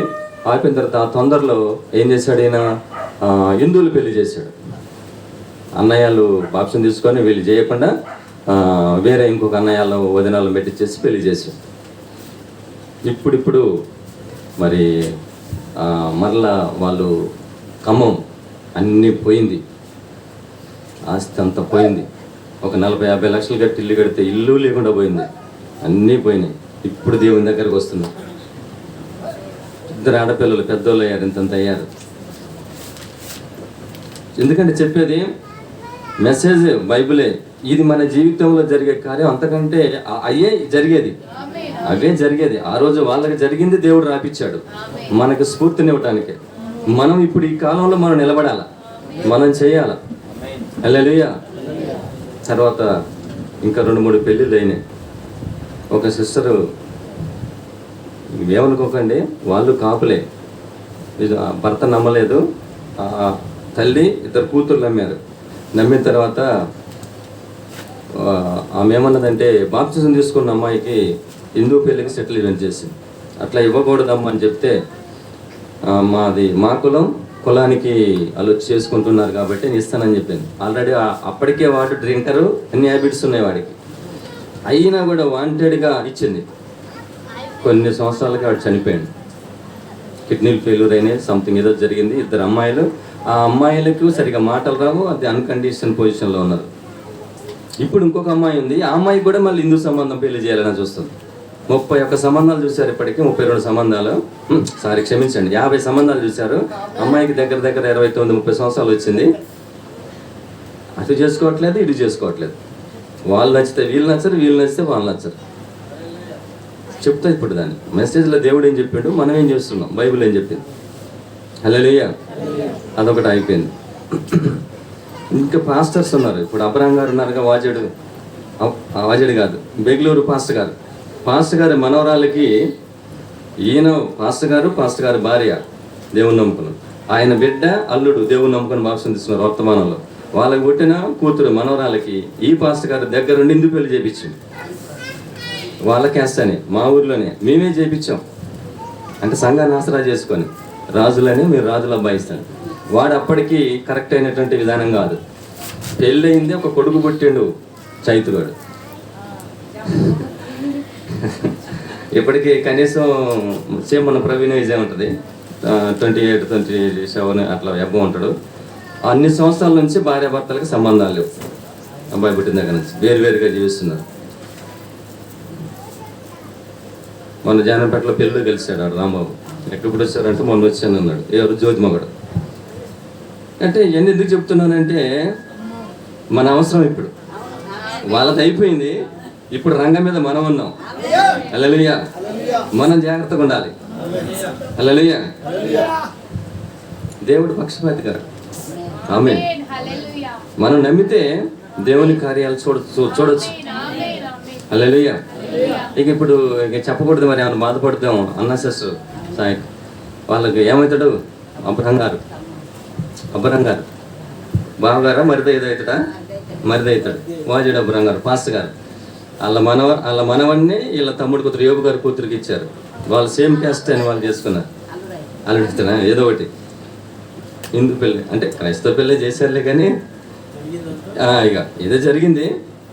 మా కులం మా వాళ్ళు వర్తమానం ఎడిపోయింది. ఇప్పుడు వర్తమానం అన్యత్వంలోంచి వర్తమానంలోకి వచ్చాం. కానీ ప్రొక్క చెప్పినట్టు ఒక సంఘంలో నుంచి సంఘకాలంలో నుంచి ఇంకొక సంఘకాలంలోకి వచ్చేటప్పుడు దాని యొక్క ప్రభావం దీన్ని పట్టుకొని వస్తుందట.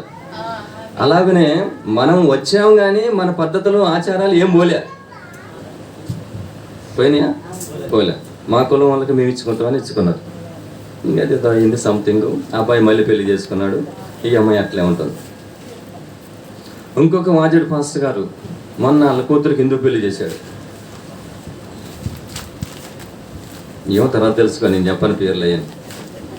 నేను లైవ్ పెట్టింది మరి పాస్టర్ గారు మామూలు కాదు. హల్లెలూయా. వర్తమానం పాస్టర్స్, వర్తమానం విశ్వాసులు ఎడిపోతుంది.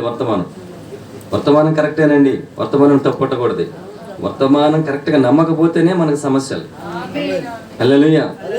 కాబట్టి ప్రియమైన సోదరులారా, దైవజనులారా, ఎందుకంటే మనం నమ్మిన దేవుడు గొప్పవాడు కాబట్టి మనం కరెక్ట్గా ఉంటే మిగతా విషయాలన్నీ దేవుడు చూసుకుంటాడు. మనం ఏంటంటే ఇక్కడ వారం కాదు, మనం పరలోకం నుంచి వచ్చాం. మరలా మనం ఒక రోజున అక్కడికే పోవాలి. అదే చూడాలి తప్ప ఈ తాత్కాలికమైన వాటిని మనం చూసి ఇక్కడ ఆగిపోవడానికి ప్రయత్నం చేయొద్దు. ఇప్పుడు ఇక్కడ బైబిల్లో మనం చూసాం, ఆదికాండం 24వ అధ్యాయంలో ఈ ఎలియాజర్ని అబ్రహం గారు పంపించారు. నువ్వు వెళ్ళి నా కొడుకు ఒక కూతురు అంటే క్షమించండి కోడలుగా అంటే అమ్మాయిని చూసి తీసుకురమ్మని. ఆమె ఎట్ట ఉండాలని చెప్పాడా? ఎంత హైట్ ఉండాలి, ఎంత పర్సనాలిటీ ఉండాలి, కళ్ళు ఎట్ట ఉండాలి, ముక్కు ఎట్ట ఉండాలి, పనులు ఎట్ట ఉండాలి అని చెప్పాడా? చెప్పలా. నేను నివసిస్తున్న కనానీయుల దేశంలో నుంచి నేను అమ్మాయిని చేసుకోను.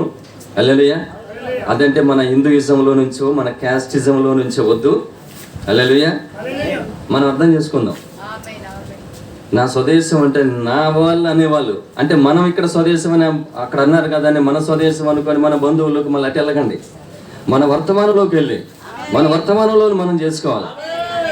అక్కడికి ఎలియాజర్ని పంపించండి. అప్పుడు ఎలియాజర్కి సమస్తం తెలుసు. తన యొక్క మరి ఎలియాజర్ అంటే మనకు తెలుసు, నేను వర్తమానంలోకి వెళ్ళట్లా. ఆయన ప్రవక్తకు సాదృశ్యం, ఈయన దేవుడు పంపించాడు, మనకు వర్తమానం తీసుకొచ్చాడు, అదంతా అది వేరే భాగం. అటు ఉంచండి. ఇది మనకు అర్థమయ్యే రీతిలో మనం చెప్పుకుందాం. ఇప్పుడు ఈ ఎలియాజర్ని పంపించిన తర్వాత ఎలియాజర్ చక్కగా వెళ్ళి మరి ఏమన్నా అడిగాడా? వెళ్ళి పంపించేటప్పుడు మీ కోళ్ళు ఎట్ట ఉండాలండి అడిగాడా? ఎంత కట్నం అడగాలని అడిగాడా? ఈరోజు మనకేం అడుగుతున్నారు? అమ్మాయి ఓకే, అబ్బాయి ఓకే. పాస్టర్ గారు మరి పాస్టర్లకి ఇప్పుడు వస్తుంది సమస్య. వీళ్ళిద్దరు పక్కనే ఉంటారు, అబ్బాయి అమ్మాయి. కట్నం కాదు. మరి ఎలియాజర్ ఎంత తీసుకొచ్చి రిబ్కాకి ఇచ్చాడా, లేకపోతే రిబ్కా తీసుకెళ్ళి ఇస్సాకి ఇచ్చాడా? ఇస్సాకు తరపున ఎలియాజరే తెచ్చి ఇచ్చాడు. హల్లెలూయా. మరి మనం ఏం చేస్తున్నాం? వర్తమానాన్ని డైవర్ట్ చేస్తున్నాం, మనకు అనుకూలంగా మార్చేస్తున్నాం, బైబిల్ మార్చేసుకుంటాను, లేఖనాలను మార్చేసుకుంటాను. హల్లెలూయా. మరి పరిశోధించండి ప్రియులారా, ఆలోచన చేయండి. చదువుకున్నటువంటి మీరు ఏదో గుడ్డెది చాలా పడ్డట్టుగా మా పాస్టర్ గారు చెప్పారు, ఆయన చెప్పారు, ఈ సంఘం చెప్పింది కాదు. చూడండి, పరిశోధించండి, సమస్తాన్ని పరీక్షించి మేలైన దానిని చేపట్టండి. అందరూ విడిచిపెట్టిన మన దేవుడు మనం విడిచిపెట్టాడు. పాట పాడతాం కదా ఇప్పుడు కూడా, అందరూ విడిచిన నన్ను విడవని. మరి మన జీవితంలో నిలబడలేమా? ఏమంటారు? కొంచెం కష్టంగా ఉంటుంది, బాధగా ఉంటుంది, ఒత్తిడిగా ఉంటుంది. ఏమనుకోకండి, ఒక మాట చెప్తున్నాను సిస్టర్స్. బర్త్ పెయిన్స్ వచ్చినప్పుడు చాలా బాధపడతారట సిస్టర్స్. పుట్టిన నొప్పులు వచ్చినప్పుడు చాలా పెయిన్స్ ఉంటాయట. ఇక ఇక పిల్లలు ఎందుకు నాకు అనే బాధ కూడా అనుకుంటారట వాళ్ళ మనసులో. ప్రవక్త చెప్పిన మాట, నాది కాదు అది. కానీ ఒక జీవం బయటకు వచ్చిన తర్వాత హ్యాపీ ఫీల్ అవుతుందంట. అబ్బా నాకు కొడుకు పుట్టిండు, కూతురు పుట్టిందని సంతోషపడతాట. ఈ బాధలన్నీ మర్చిపోద్దట. అలాగే ఒక ఫ్రెషర్ అంటే ఒత్తిడి వస్తుంది మనకు కూడా. ఒక కార్యం దేవుడు చేయబోయేదానికంటే ముందు మనకు ఒక ఒత్తిడి వస్తుంది. ఈ ఒత్తిడి కొన్ని రోజులే ఉంటుంది. ఒత్తిడి తట్టుకుంటే తర్వాత మాత్రం దేవుడు మనకు మంచి జీవితమే ఇస్తాడు. హల్లెలూయా. ఈ ఒత్తిడి తట్టుకోలేకనే ఆ పాస్టర్ గారు అట్లా ఆగుతారు, ఈ పాస్టర్ గారు ఇట్లా ఆగుతారు, ఆ సిస్టర్ అట్లా ఆగుద్ది, ఈ సిస్టర్ ఇట్లా ఆగుద్ది, ఆ బ్రదర్లు ఆగుతారు. మనం ఇడుపోవాలని అర్థం కాక మధ్యలో అట్టి ఊగుతూ ఉంటాం గాలిలో. మనం గాలిలో ఊగొద్దు. ఎపిసీలో పౌలు గారు అన్నాడుగా, అలల చేత ఎగురగొట్టబడిన వారమైనట్లుండక. అలల చేత అంటే దిట్టొచ్చటే పోతాయి. మనం అట్లా పోకూడదు. మనకు ఒక విశ్వాసం, ఒక వాక్యం, వర్తమానం ఉంది. మనం దాని మీద స్టాండర్డ్ అవ్వాలా, నిలబడాలా. ఆయన చేశాడు, చేయనివ్వండి. ఇంతకుముందు పాస్టర్ గారు ఒక మాట చెప్పారు. ఆయన అది చేసి ఆయన చేస్తే మనం చేయాలా? ఇప్పుడు దావీదుకి 500 మంది, సొలొమోనుకి 1000 మంది ఉన్నారు. ఎవరు? భార్య. మరి ఇప్పుడు మనం ఎంతమంది చేసుకోవాలా? కాదు కదా. అది ఆ కాలం, అది దేవుడు పర్మిట్ చేశాడు. ఇప్పుడు ఏమిటి, ఇప్పుడు ఏం చేయాలా, మనం ఏ కాలంలో ఉన్నాం? అవునంటారా కాదంటారా? అది ఆలోచించాలా. ఆయన ఎవరో చేశారు, ఆయన తీసుకున్నాడు అంటే కట్నం నిన్ను తీసుకోమని ఎవరు చెప్పారు? బైబిల్ చెప్పిందా? వాక్యం చెప్పిందా? వర్తమానం ఉందా? ఏం బ్రదర్, మనం ఎవరిని ఫాలో కావాలా? మనకు రక్షణ ఇచ్చేది ఎవరు? పాస్టర్ గారా? బిషప్ గారా? పెద్ద పాస్టర్ గారా? నీకోసం మరణించి తిరిగి లేచాడా? నీకోసం రక్తం కార్చాడా? నీకోసం ప్రాణం పెట్టే అంత ఉంది ఆయనకి. చస్తే లేకట భయం మళ్ళీ. హల్లెలూయా. కాబట్టి ఎవరిని నమ్మాలా? ఈవెన్ డినామినేషన్స్ అంతే కదా. మా బిషప్ గారు, పెద్దయ్య గారు చెప్పారని అదే వచ్చింది మెసేజ్లోకి. మనుషులు మారింది, వర్తమాన పుస్తకాలు పట్టుకుంటున్నాం, కానీ మైండ్ మారిందా? లైఫ్ మారిందా? ఏం మారింది? ఏం మారలా. ఎట్లా మనం వధువు అవుతామండి? పెళ్ళి దేవుని కుమారుల ప్రత్యక్షత అంటే నేనే ఎత్త వధువు వెళ్ళిపోవడం ఒకటే మిగిలింది. వధువు వెళ్ళిపోద్ది, మనం మరి అది మాత్రం కరెక్టే. వధువు వెళ్ళిపోద్ది, మరి మనం వెళ్దామా? ప్రశ్నించుకోవాలా. హల్లెలూయా. ఎలియాజరుని దేవుడు మరి క్షమించిన అబ్రహాం గారు పంపించినప్పుడు ఆయన ఎక్కడికి వెళ్ళమండి, అక్కడికి వెళ్ళు. ఒకవేళ అమ్మాయి రానంటే, అమ్మాయి రానంటే ఏంటి ఉందా బైబిల్లో? ఒకవేళ అమ్మాయి రానంటే అబ్బాయినే తీసుకుపోవాలి అక్కడికి. ఏమండి చూడండి ఒకసారి, చదవండి అది.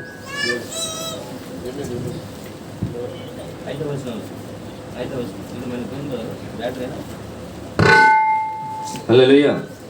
అక్కడ వైరేదో కనెక్షన్.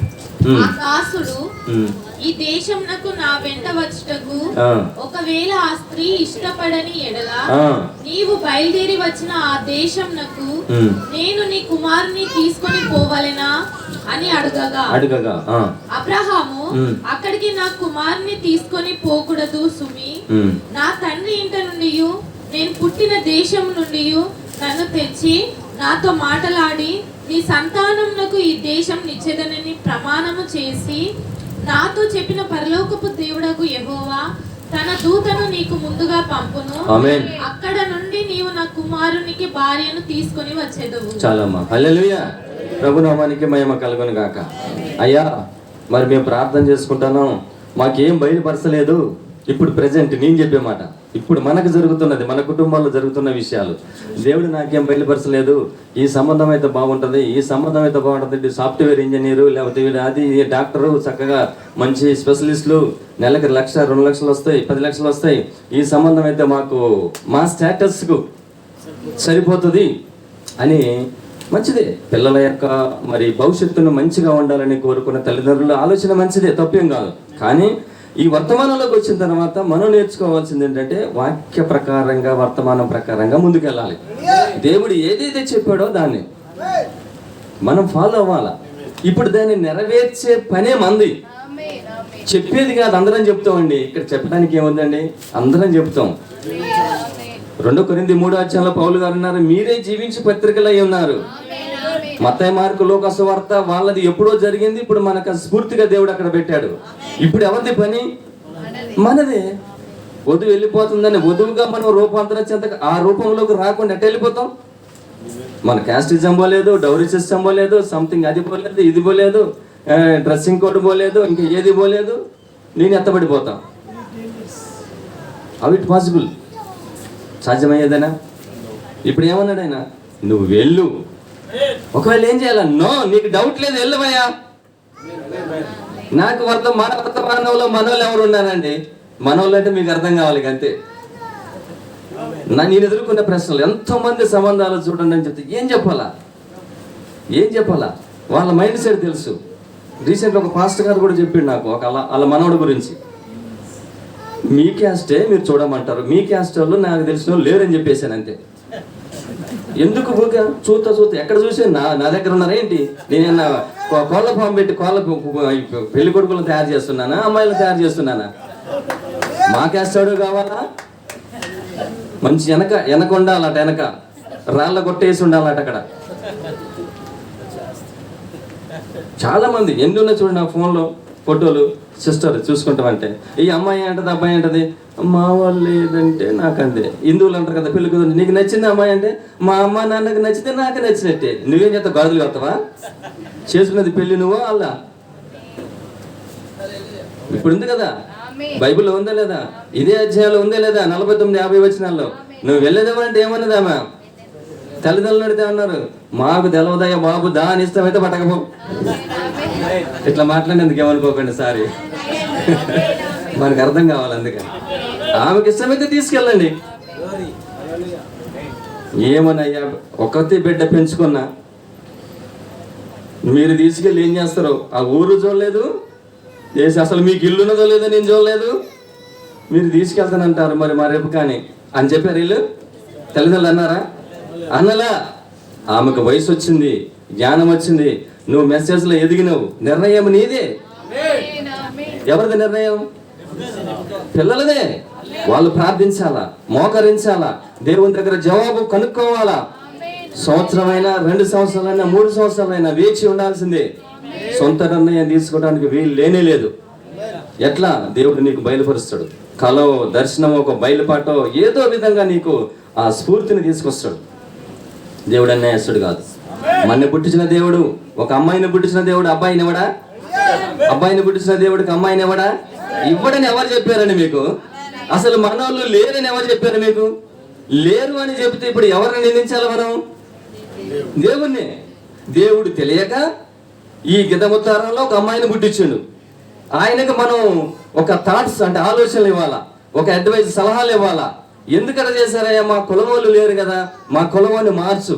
అక్కడ ఒక ఎంప్లాయీ ఉన్నాడు, సాఫ్ట్వేర్ ఇంజనీర్ హైదరాబాద్లో చేస్తున్నాడు, మా కులం వాళ్ళే, మా సాలోళ్ళే, వాళ్ళు మార్చాలి మీరు అని ఇప్పుడు ప్రార్థన చేయాలి. ఇది దేవుని నిర్ణయం అంటారా? కాదు. ఆల్రెడీ ఎప్పుడైతే దేవుడు మనం ఇచ్చాడో అప్పుడు అన్నీ జరిగిపోయినాయి. ఎక్కడో మనకు ఉన్నది, కానీ దాన్ని మనం తెలుసుకునే బాధ్యత మనది. ఇప్పుడు తల్లిదండ్రులు ప్రార్థించాలా, పిల్లల భారంగా ప్రార్థించాలా, అది ఇప్పుడు బాధ్యత. వర్తమానం నేను చదివినిపిస్తా. హల్లెలూయా.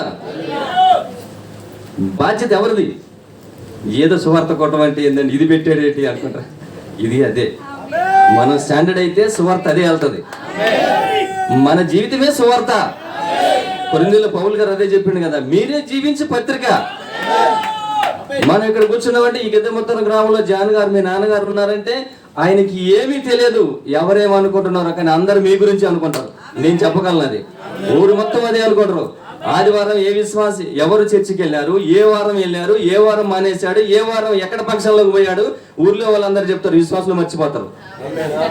అంటే ఎంత అబ్జర్వేషన్ ఉంటుంది లోకం. కాబట్టి మన జీవితం ఎట్టుండాలి, ఇప్పుడు మన ప్రవర్తన ఎట్టుండాలి, మన మాటలు ఎట్టుండాలి, మన లైఫ్ ఎట్టుండాలి. ఎవరు చూస్తా లేదండి అంటే సీసీ కెమెరా దేవుని దగ్గర ఉంది. అంతకంటే ఎక్కువ లోకం చూస్తుంది, మన ప్రశ్నిస్తుంది. ఇప్పుడు ఏమన్నాడు, వెళ్ళి మరి ఎట్ట కూడా రెస్పెక్ట్ ఆయన రిక్వెస్ట్ చేసి తీసుకొచ్చేస్తానండి, మా అబ్బాయిని తీసుకుపోతే అయిపోద్దిగా, ఇల్లరికానికి పంపిద్దాం, ఏం పోయింది ఎక్కడైతే వాళ్ళు చాలా డబ్బు ఉన్నోడు, అమ్మాయి దగ్గరికి పంపించేద్దాం, అక్కడ కొద్ది రోజులు ఉండొచ్చాడు. నో, వర్తమానము తప్ప వేరే మ్యాచెస్ చూడొద్దు. అటు డినామినేషన్ వాడు కావచ్చు, లక్షాధికారి కావచ్చు, వాళ్ళ నాన్నకు 5 సంఘాలు ఉండొచ్చు, 10 సంఘాలు ఉండొచ్చు, ఎలాంటి గౌరవప్రదమైన జీవితమైన జీవించవచ్చు. ఈ మెసేజ్ వాడికే నేను ఇస్తానని అబ్రహాము నిర్ణయం చేసుకున్నాడు. నువ్వు వెళ్ళు, దేవుని యొక్క ఏర్పాటిది. నీకంటే ముందుగా దేవుడు తన దూతనిచ్చి పంపిస్తున్నాడు. దూతనంటే మన ప్రార్థనే. ప్రార్థనే అక్కడ ఆ రూపంలోకి వస్తుంది. నువ్వు ఇక్కడ ప్రార్థన చేస్తే మిగతా కార్యాలని దేవుడే చేస్తాడు. మనకు తెలుసుగా, prayer is the most powerful weapon అని దేవుడు చెప్పింది కదా. అత్యంత శక్తివంతమైన ఆయుధం, హైడ్రోజన్ బాంబు కంటే పవర్ఫుల్ అంట ప్రార్థన. మరి మనకి ప్రార్థన లేకపోతే ఏం చేస్తాం? మాకు డబ్బులు లేవంటే చెప్తాను, తప్పులేదు నా జీవితంలో. మా అమ్మాయికి మ్యాచ్ సంబంధం చూసే కుదిరిన రోజు కూడా నా దగ్గర 100 రూపాయలు లేవు బ్యాలెన్స్. మా సిస్టర్ తిట్టేది ఎప్పుడు, పిల్లలు పెరిగారు, 20 సంవత్సరాలు దాటిపోయింది, డబ్బులు లేవు మన దగ్గర. ఒక్కటే నిర్ణయం అది, దేవుడు చూసుకుంటాడు, నువ్వేం భయపడు. నువ్వు దేవుడు చూసుకుంటాడు, నువ్వేం భయపడు. మేము 1 లక్ష ఫిక్స్డ్ డిపాజిట్ కానీ 10,000 కానీ 10,100 కూడా లేవండి. యథార్థం చెప్తున్నాను, బైబిల్లో లైవ్లు వింటున్నారు. కానీ నేను మ్యారేజ్ సెటిల్ అయిన అమ్మటే నా ఫ్రెండ్స్ నేను ఎక్కడైతే అడిగానో అందరూ 7 లక్షల రూపాయలు ఇచ్చారు అమ్మటే. అప్పే చాలా ఘనంగా దేవుడు జరిగిచ్చాడు. ఎవరి మీద ఆధారపడాలా? డబ్బులుంటే చేయగలమా? ఆస్తి ఉంటే చేయగలమా? పలుకుబడి ఉంటే చేయగలమా? దేవుడు లేకుండా? దేవుడు ఉంటే దేన్నైనా పరిస్థితులను చక్కదిద్దేది ఆయనే. అసాధ్యమైన కార్యాలను సుసాధ్యంగా చేస్తాడు దేవుడు. లోకం అంతుకుంటది ఏం చేయగలుగుతాడని. ఎక్కడ పోయి అడిగిన ఏమనే వాళ్ళు, ఏంటో ఎన్ని రోజులు పడి సంపాదించినంత ఏం చేసేవాడు, వాళ్ళకి తెలియదు మన దగ్గర ఏమీ లేదని. లోకం అంతా అనుకుంటున్నారుగా, బాగానే తిరుగుతాడు, సూటుగా నీట్గా ఉంటాడు, బయటికి పోతే అది చేస్తాడు, బాగానే డబ్బులు ఉంటాయి, ఎప్పటి నుంచో ఫాస్ట్గా పనిచేస్తాడు అనుకున్నారు. కానీ మనం అన్నీ చెప్తాం వాళ్ళకి? చెప్పం. ఏది చెప్పాలో ఎలాగుండాలో దేవుడు మనకి ఇచ్చిన జ్ఞానం మనకుంది. కానీ దేవుడు గొప్పవాడు. ఈయన ఏమన్నాడు అబ్రహాం గారు, నా కొడుకును మాత్రం తీసుకెళ్ళకు. ఆ డినామినేషన్ మారుతాడండి. అబ్బాయి చాలా మంచివాడు. మొన్న రీసెంట్గా ఒక పాస్టర్ గారు చేశాడు, వాళ్ళ కులాన్నే, వర్తమానం పాస్టరే, వాళ్ళు హిందువులు అబ్బాయిలు. పెళ్లి కోసం బాప్తిసం ఇచ్చాడు, తీసుకొచ్చి కూర్చోబెట్టాడు. ఈ చేతికి 4 ఉంగరాలు పెట్టండి, ఈ చేతికి 4 ఉంగరాలు పెట్టండి పెళ్లిలో. నేను ఎందుకు చెప్తున్నానంటే ప్రియులారా, అసలు మనం వర్తమానంలో ఉన్నటువంటి ఇట్లాంటి పాస్టర్స్ని చూసిన తర్వాత విశ్వాసుల కుటుంబాలు ఎడిపోతాయి. జాగ్రత్తగా ఉన్నారు. కింద వర్తమానంలో చదవండి. పాస్టర్ ప్రవక్త అన్నారు, మొట్టమొదట నీ సంఘాన్ని కరెక్ట్గా ఎన్నిక చేసుకో, నీ పాస్టర్ని ఎన్నిక చేసుకో, వాళ్ళ ప్రవర్తన చూడు, వాళ్ళ ఆత్మీయ విధానం చూడు, అందులో ఉండాలా బయటికి రావాలా నిర్ణయం నీది. భయపడాల్సిన పని లేదు. కరెక్ట్గా వాక్యాన్ని చూడండి. నువ్వు వర్తమానం పాస్ అయింది, ఏదో పెళ్లి చేసి వచ్చి మళ్ళీ విశ్వాసులకు ఏం చెప్తావు? వారు బోరు పోయేటోళ్ళు బోనియారు. ఎక్కడికి? హల్లెలూయా. క్రీస్తు ప్రియమైన సోదరుడు అబ్రహాం గారు, నా కొడుకుని మాత్రం నేను పంపను, నువ్వు వెళ్ళు, నేను ఒక ఫిక్స్డ్ చేసుకున్నాను. నా దేవుడు గొప్పవాడు. నా కొడుకుకి ఆల్రెడీ అమ్మాయి ఉంది, ఎక్కడదో నాకు తెలియదు, కానీ అమ్మాయి ఉంది. నువ్వు ప్రయాణం చేసుకుంటూ వెళ్ళిపో. ఎవరింటికి వెళ్ళి అడగల, ఎలవయ్యా నువ్వు వెళ్ళు. ఎట్లా నాకు రుజువు? ఆమెకు ఒక రుజువు ఏంటంటే, ఏ చిన్నదైతే నీ ఒంటెలకు నీళ్లు పోసి నీకు నువ్వు పోస్తానని చెప్పుతుందో ఆమె నీ కాబోయే కోడలు. అంటే ఎలియాజరు అట్లా ఎలియాజర్కి చెప్పేసి నా కోడలు చూసిన. మరి మనం ప్రార్థన చేసుకుంటే దేవుడు మనకు ఒక సూచన ఇస్తాడు. ఒక కళ కావచ్చు, ఒక ఆధారం కావచ్చు, ఏదో ఉంటుంది. ఏమి లేకుండా దేవుడు విడిచిపెట్టాడు. ప్లీజ్ మీరు నమ్మండి, నిలబడండి. దేవుడు గొప్పవాడు. మనం ఊహించిన దానికంటే దేవుడు మన జీవితాల్లో బాగా చేస్తాడు. మనం కొంచెంగా ఆలోచిస్తున్నాం. క్షమించండి, మన తండ్రి భూలోక తండ్రి, ఇందాక చెప్పాను, నేనున్నాను ఉదాహరణకి, పాస్టర్ గారు ఉన్నారు, ఈ పాస్టర్ గారు అందరు ఉన్నారు, అందరికి పిల్లలు ఉన్నారు. ఎవరైనా మా పిల్లలు ఎలా ఉండాలనుకుంటారు? మా అబ్బాయిని అసలు నేను ఇదేంటంటే టీచింగ్ ప్రొఫెషన్లోకి పంపిద్దామని ఇద్దరిని ఇట్టే చదివించాను, ఇంజనీరింగ్. చాలామంది అడిగారు సార్లు, టీచర్స్, ఏంటి సార్ మీరు ఇట్లా చేస్తున్నారు, పిల్లల్ని ఇటు పంపిస్తున్నారు ఏంటి? మంచి ఇంటెలిజెంట్ పిల్లలు కదా, సాఫ్ట్వేర్కి పంపించవచ్చు కదా. సరే ఓకే, నాకెందుకో అప్పుడే మైండ్లో ఉంది, సాఫ్ట్వేర్కి వెళ్తే దేవునికి దూరం అవుతారేమో, ఎడ్యుకేషన్లో అంటే టీచింగ్ ప్రొఫెషన్లో ఉంటే ఒకళ్ళు అందుబాటులో దేవునికి దగ్గరగా ఉంటారనే ఒక ఆలోచన ఎందుకో దేవుడు పెట్టాడు. మేము చాలా ఇబ్బందుల్లో ఉన్నా, కష్టాల్లో ఉన్నా పిల్లలు కూడా దానికి అంగీకరించారు. పిల్లలు అంగీకరించారు, అది కావాలా. ఏ క్యాస్ట్ అయినా చేసుకుంటారంటే ఓకే అన్నారు. నన్ను అనొద్దు, మా అమ్మాయికి చెప్పాను, ఈ రోజు నీకు ఇంటర్ క్యాస్ట్ చేసుకుంటాను, రేపు ప్రవీణ్కి ఒకవేళ ఇన్ కేస్ నేను భవిష్యత్తు ఇటువంటి ఆలోచించి చెప్పిన ఆ మాట కూడా, రేపు అన్నయ్యకి సేమ్ క్యాస్ట్ ఒకవేళ మ్యాచ్ సెటిల్ అయితే అప్పుడు నువ్వు ఏమన్నా ఫీల్ అవుతావా? అవునంటారా కదంటారు? ఏదో పెళ్ళి అయిపోవాలా అమ్మాయి కదా అని నన్ను దోచేసావు డాడీ, అవునంటారా? ఇవన్నీ అనుభవించు నేను. లేదు డాడీ నేను అట్లా అన్నావు, నేను వాక్య ప్రకారంగానే వెళ్తాను, అన్నయ్యకి ఎట్లా జరగని నాకు అనవసరం, నేనైతే నిర్ణయం చేసుకున్నా, ఓకేనమ్మ గాడ్ బ్లెస్ యు అన్న. అంతే కావాల్సినది. దేవుడు ఏర్పాటు చేస్తే మనకు భయం లేదు. ఎంతమంది అమ్మా కోటీశ్వరులకు డబ్బులు ఇచ్చారు, ప్రవక్త 2 పెళ్లిళ్ళు చేశాడు, మీకు తెలిసిందిలా ధనవంతులదే. తలుపుకి ఆ డోర్ నాబే బంగారం, 14 క్యారెట్ల బంగారం, అంత కోటీశ్వరులు వాళ్ళు, వితౌట్ నో ఫీస్. కుటుంబంలో శాంతి సమాధానం లేవు. ఎంత డబ్బున్నోడైతే ఏంటి, దేవుని కలిగి ఉంటే, దేవుణ్ణి కలిగిన నీచేత మనకుంటే తల్లిదండ్రులు హ్యాపీగా ఉంటారు. డబ్బు ఎంత వస్తుందో అనవసరం, శాలరీ ఎంత వస్తుందో అనవసరం, మనకు కావాల్సింది ఎవరు? దేవుడు. ఏమండి, మనం దేవుని బిడ్డలం, మేము దేవుని సేవకులం. దేవుడు అంత గొప్పవాడు. ఈ భూలోకపు తండ్రి అంత సేఫ్ సైడ్గా పిల్లల కోసం చూస్తే, పరలోకపు మన తండ్రి మన కోసం బాధ్యత తీసుకోడా? ఆయన రెస్పాన్స్ లేదా? నా బిడ్డ లేనివాడిగా ఉన్నాడు, అడుక్కుంటున్నాడు, భిక్షగాడిగా ఉన్నాడు అని లోకంలో తిరుగుతా ఉంటే వర్తమాన విశ్వాసం అంటే పరలోకపు తండ్రికి బాధ లేదా? మన తండ్రి మన దేవుడు మన అట్లా చేస్తాడా? ఒకవేళ మనకి అట్లా జరుగుతుందంటే సంథింగ్ రాంగ్ ఇన్ అంటే అవర్ సైడ్స్, మన వలన మన లోపల మన సైడ్ ఏదో సంథింగ్ రాంగ్ ఉండాలి, చిన్న చిన్న పొరపాట్లు ఏదో ఉండాలి. లేకపోతే దేవుడు చేయడు. దేవుడు అడ్జస్ట్ లేఖనం ఆధారం, బైబిల్ ఆధారం మనకి ఎక్కడ లేదు. అబ్రహాం బేదోడా? లేకపోతే బైబిల్లో ఉన్న మోషే గారు కావచ్చు, లేకపోతే ఈ దావీదు కావచ్చు, ఎవరైనా రాజులు కావచ్చు, వీళ్ళందరూ బేదోళ్ళు. ఎవరైనా బోల్డ్ డబ్బులు ఉన్న వాళ్ళు, వర్తమానం వాళ్ళందరూ బేదోళ్ళు. దేవుని నమ్ముకుంటే బేదోళ్ళు ఎవరు చెప్పారు మనకి? దేవుని నమ్ముకుంటే మీరు బేదోళ్ళు అయిపోతారని ఎవరు చెప్పారు? అసలు బైబిల్ ఏం ఆధారం ఉంది? ఇప్పుడు ఉదాహరణకి పాస్టర్ గారు తెలుసు, సౌత్ ఆఫ్రికా ఎక్కడ ఉన్నట్టు మొత్తం మన పాస్టర్ గారు చెప్పారు, ఒక్కొక్క పాస్టర్ గారికి బెంచ్ కారు ఉంటుందంట.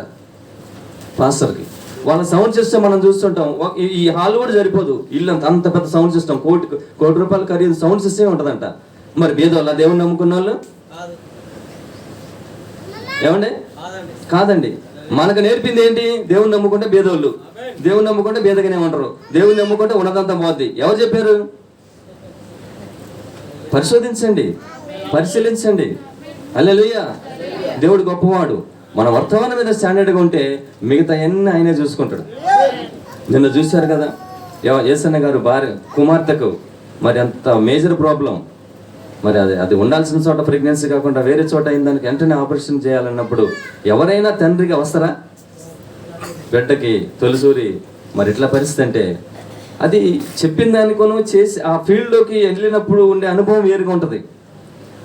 బదర్ జ్వరం తగిలింది, ఏం కాదు బదర్ అంటారు. నాకు జ్వరం తగిలితే అమ్మో నేను రానని, నాకు జ్వరం తగిలింది అంటాం. ఎవరికైతే ఏం కాదంటే అవతల వ్యక్తికి, అది నాకు వస్తే వేరుగా మాట్లాడతాం. మరి ఆయన అంత స్థితిలో కూడా వర్తమానం కోసం వచ్చాడు. మనందరి ప్రార్థన అక్కడ దేవుడు కార్యం చేశాడు.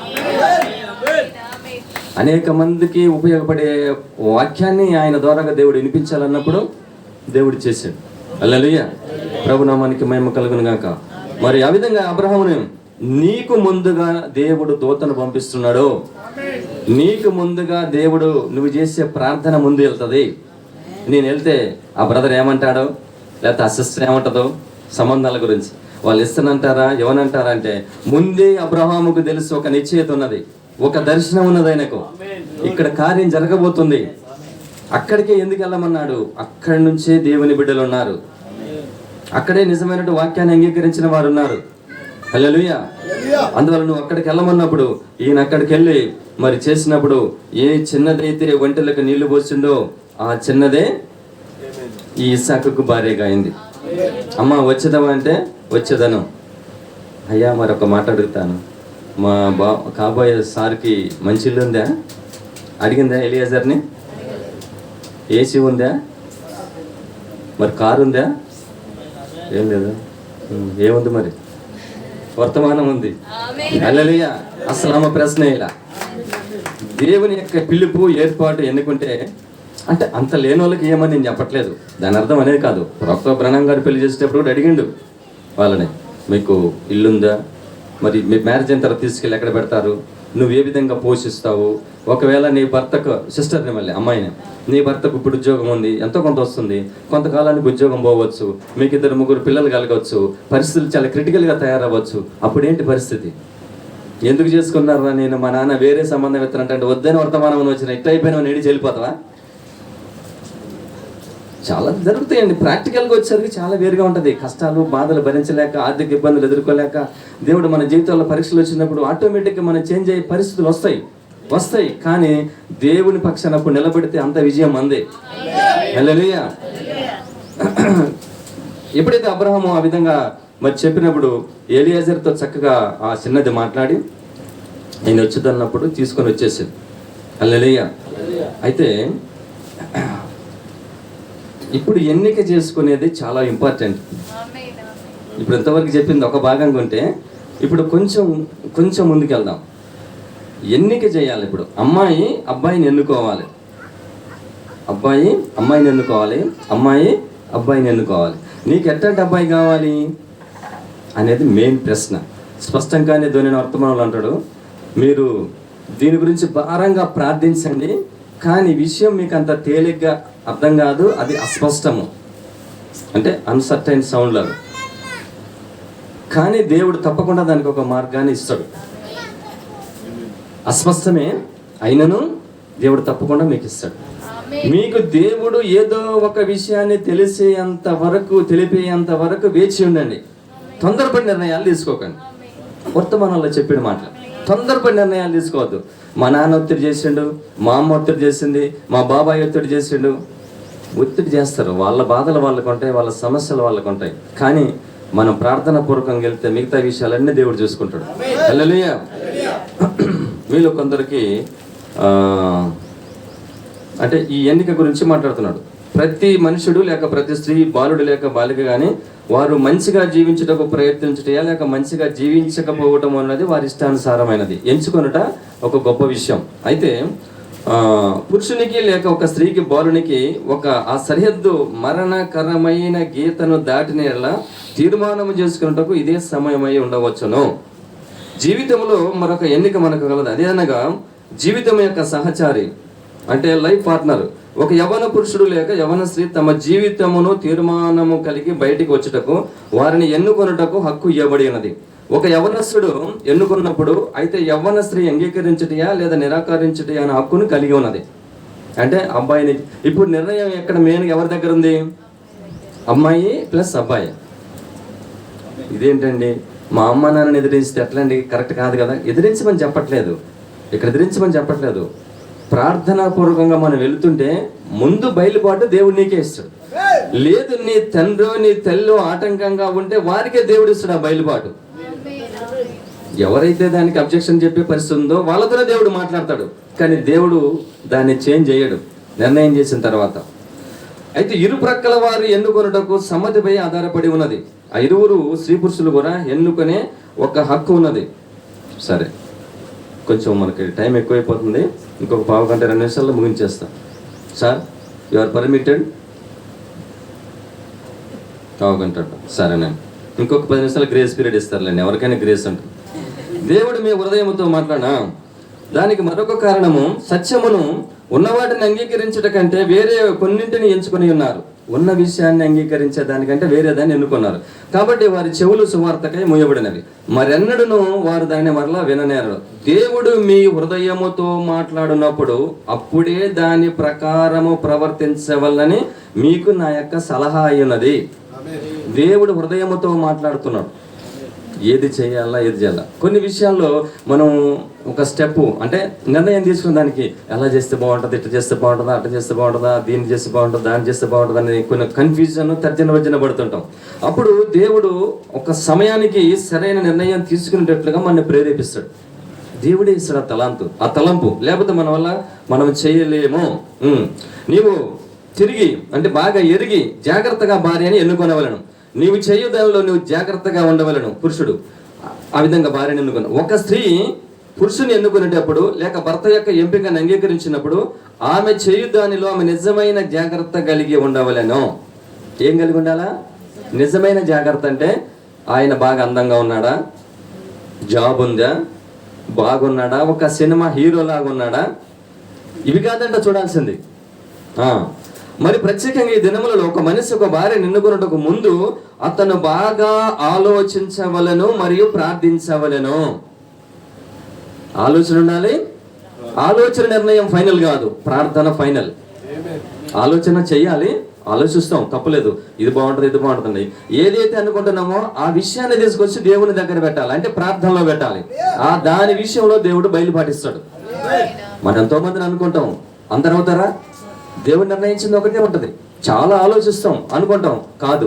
దేవుడు నిర్ణయించిన దాన్ని నా జీవితంలో జరిగింది వద్దని రిజెక్ట్ చేసి బయటికి వెళ్ళగొట్టి కొన్ని రోజులు ఆగిన తర్వాత మరలా నా నోటితో నేనే చేసుకుంటానని చెప్పి తీసుకోవాలి. లొంగిపోతా, మగోడిని చదువుకున్న జాబు నేను లొంగిపోతానా, దాని దగ్గర పోయేది ఏందని అనుకుంటే దేవుడు చెప్పింది, అరే భయ్ నోరు మూసుకోవాలంటే మూసుకోవాలా, మాట్లాడాలంటే మాట్లాడాలా, లొంగురా అంటే లొంగాల. నేను ఎంత సీనియర్, ఇంత మెసేజ్లు ఎంత గొప్ప, అది కుదరదు దేవుని దగ్గర, వాక్యం దగ్గర కుదరదు. మనం వినకపోతే ఎట్లా చేయాలో దేవునికి తెలుసు. మన మెడలు ఎట్ట వంచాలో, ఎట్ట కూర్చోబెట్టాలో, ఎట్ట పడుకోబెట్టాలో ఆయనకి తెలుసు. గిలగిల కొట్టుకుంటాం తప్ప బయటికి రాం, ఎవ్వరు సహాయం చేసేలేరు. మరలా తిరిగి ఆయన దగ్గరికే పోవాలి, అంతే కదా. యాకోబు ఏసావు ఉన్నాడు, ఏ పోతే పోయిందిలే మా అన్న దగ్గర జస్సత్వ పక్కను సంపాదించుకుంటానన్నాడు. ఏదో కూర పెట్టిండు, ఆయన అవసరంలో ఉంది, కూర పెట్టిండు కల, మీకు అర్థమైంది కాబట్టి చెప్తాను. ఇక తిన్నాడు, అయిపోయింది. ఏ జ్యేష్ఠత్వ పక్కనైతే పొందాడో ఆ జ్యేష్ఠత్వపు హక్కు ద్వారాగానే మరణించే స్థితికి వెళ్ళిపోయింది ఆయన. అంటే పరిశుద్ధాత్మ పొందుకున్నానికి ఇదా అంటే ప్రవక్త చెప్పిండు. అది డిస్ప్రెషన్స్ లో చెప్పి, నిరాశల్లో చెప్పాడు. అది ఏదైతే మనం పొందామో వర్తమానం, ఒక్కోసారి ఈ వర్తమానమే మన ఒక నిరాశలోకి నడిపిస్తుంది. కానీ నిరాశలో భయపడకుండా ప్రార్థించాలి. యాకోబుని దీవించాలని దేవుడి లేఖనమేమంటుంది, పెద్దవాడు చిన్నవానికి దాసుడు అవుతాడని. రిబకాకి పుట్టేదానికంటే ముందే ఉంది అది వీళ్ళిద్దరు. కానీ అది నెరవేర్పు ఎప్పుడు వచ్చింది? మామను మోసం చేశాడు, అన్నను మోసం చేశాడు, తల్లిని మోసం, అందరిని మోసం చేశాడు. నీ పేరే మోసగాడు. మోసగాడి నుంచి దేవుడి నిర్ణయం లేని నీ గొప్ప రాజు ఇజ్రాయేలు, ఆయన పేరే ఇజ్రాయేల్. మోసగాడు ఎట్టయితాడు? మరి ఇజ్రాయేల్ ఎట్టయితాడు? మామూలుగా లొంగడు, ఆస్తి బాగా సంపాదించాడు, భార్యలు, పిల్లలు, ఏముంది? డబ్బున్నప్పుడు దేవునికి లొంగుతామండి? ఎవరు లొంగం, నేనేనంతే, ఎవరైనా అంతే. అన్ని పరిస్థితులు విషమించినప్పుడే మోకరించి ప్రార్థన చేస్తాం. హల్లెలూయా. మీ అన్నయ్య అక్కడ ఉన్నాడు, వేసావు 400 మందిని పట్టుకున్నాడు, మంచి మంచి గన్నులు, కర్రలు, ఈటలు, అరిసెలు పట్టుకున్నాడు, చంపేస్తానని ఇన్ఫర్మేషన్ వచ్చింది.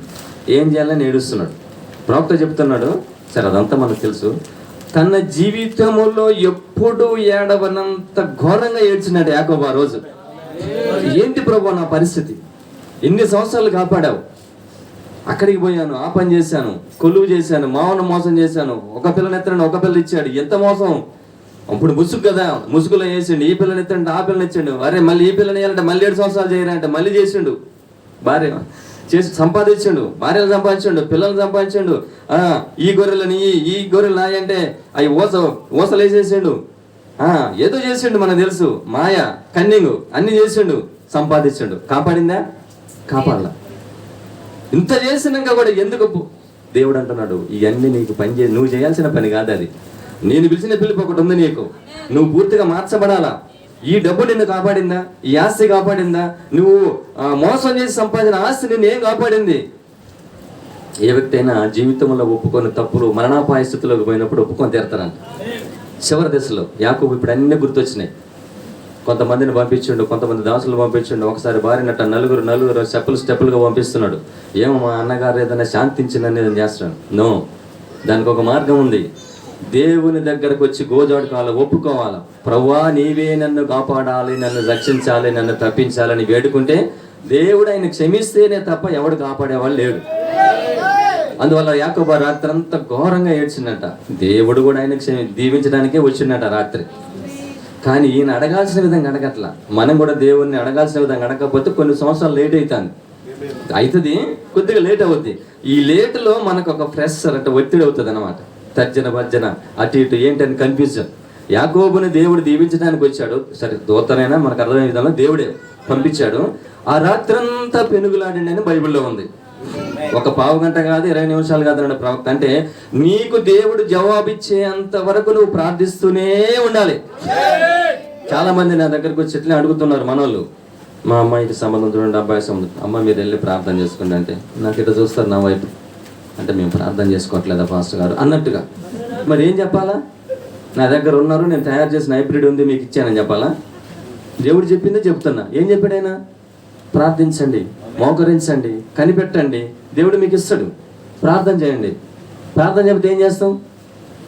ఏదైనా సంబంధం ఉంటే చెప్పండి, ముందు మీరు ప్రార్థన చేసుకోండి, దేవుడు తప్పకుండా ఇస్తాడు. మనం పరుగులు పెట్టాల్సిన పని లేదు, దేవుడు తప్పక కార్యం చేస్తాడు. మా పాస్టర్ గారు పట్టించుకోవట్లా, సంబంధాలు చూడాలి, ఎక్కడ చూడాలి? మా కులమే కావాలి. మొకైనా మా దగ్గరకు వచ్చి అన్నాడు కదా, భార్య భర్తలు ఎంతైనా మాలమాది గోళ్ళను లంబాడాలను వద్దండి, కోయాలను కట్టవద్దు, రెడ్డోళ్ళని కమ్మోళ్ళని పెద్ద పెద్ద కాస్త రాజులు అట్లాంటి వాళ్ళు నేను ఎక్కడ తయారు చేయాలని?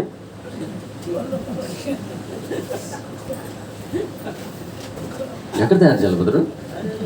నాకు తెలిసిన చర్చిలు ఎక్కడ రాజుల పిల్లలు లేరు, రెడ్డోళ్ళ పిల్లలు అక్కడక్కడ ఉన్నారు కానీ తక్కువ అబ్బాయిలు. ఎక్కడ తీసుకురావాలా? కమ్మోళ్ళని ఎక్కడ తేవాలా? వాళ్ళు కమ్మోళ్ళ అబ్బాయి అంటే ఆడు మనకంటే మించి ఆలోచిస్తుంటాడు. నీ మెసేజ్లో మా కమ్మోళ్ళ అమ్మాయి ఏ చర్చిలో ఉందని అదే చూస్తారు, కమ్మోళ్ళ పాస్టర్ గారు ఎక్కడ ఉన్నాడని అదే చూస్తాడు. మనకెవరు వస్తారు? మనం ఎవరిని అడగాల?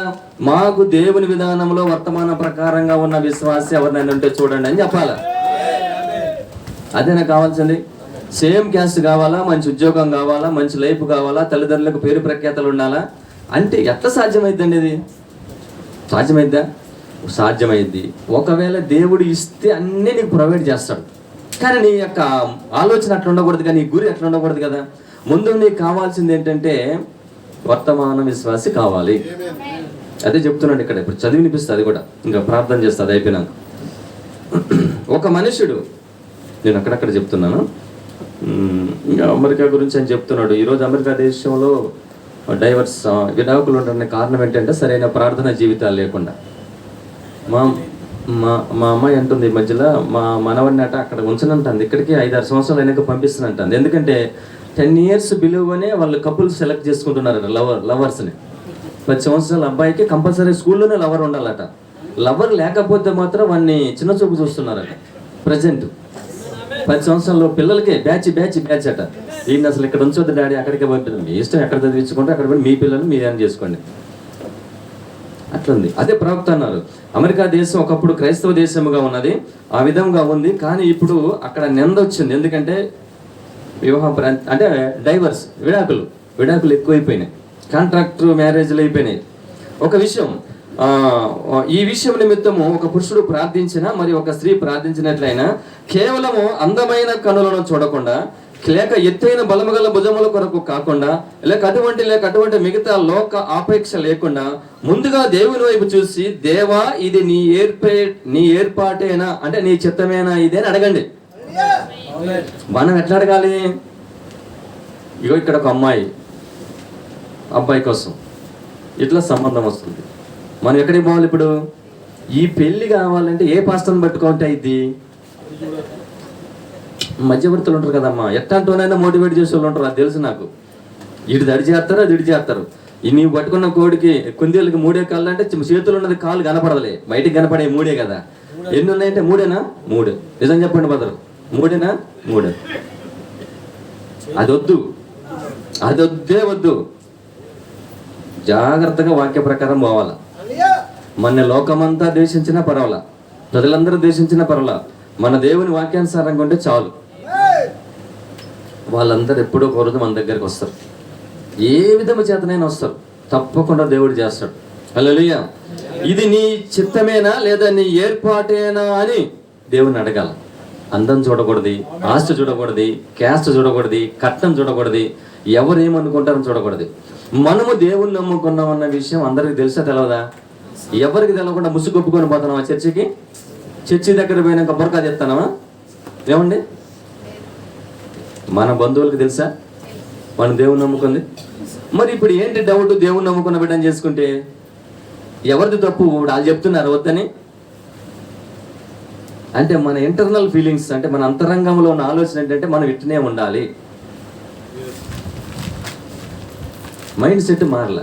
మైండ్ సెట్ కాదు దాని అర్థం, అసలు వర్తమానంలో లేవు. ఇది నీ ఏర్పాటేనని మనం అడగాలట.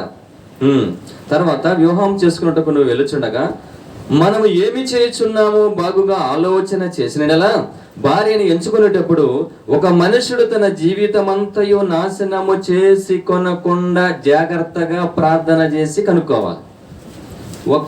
ఒక్క గడియలో తీసుకున్న నిర్ణయము లైఫ్ లాంగ్ మనం భరించాలి. అవునంటారా కదంటారా?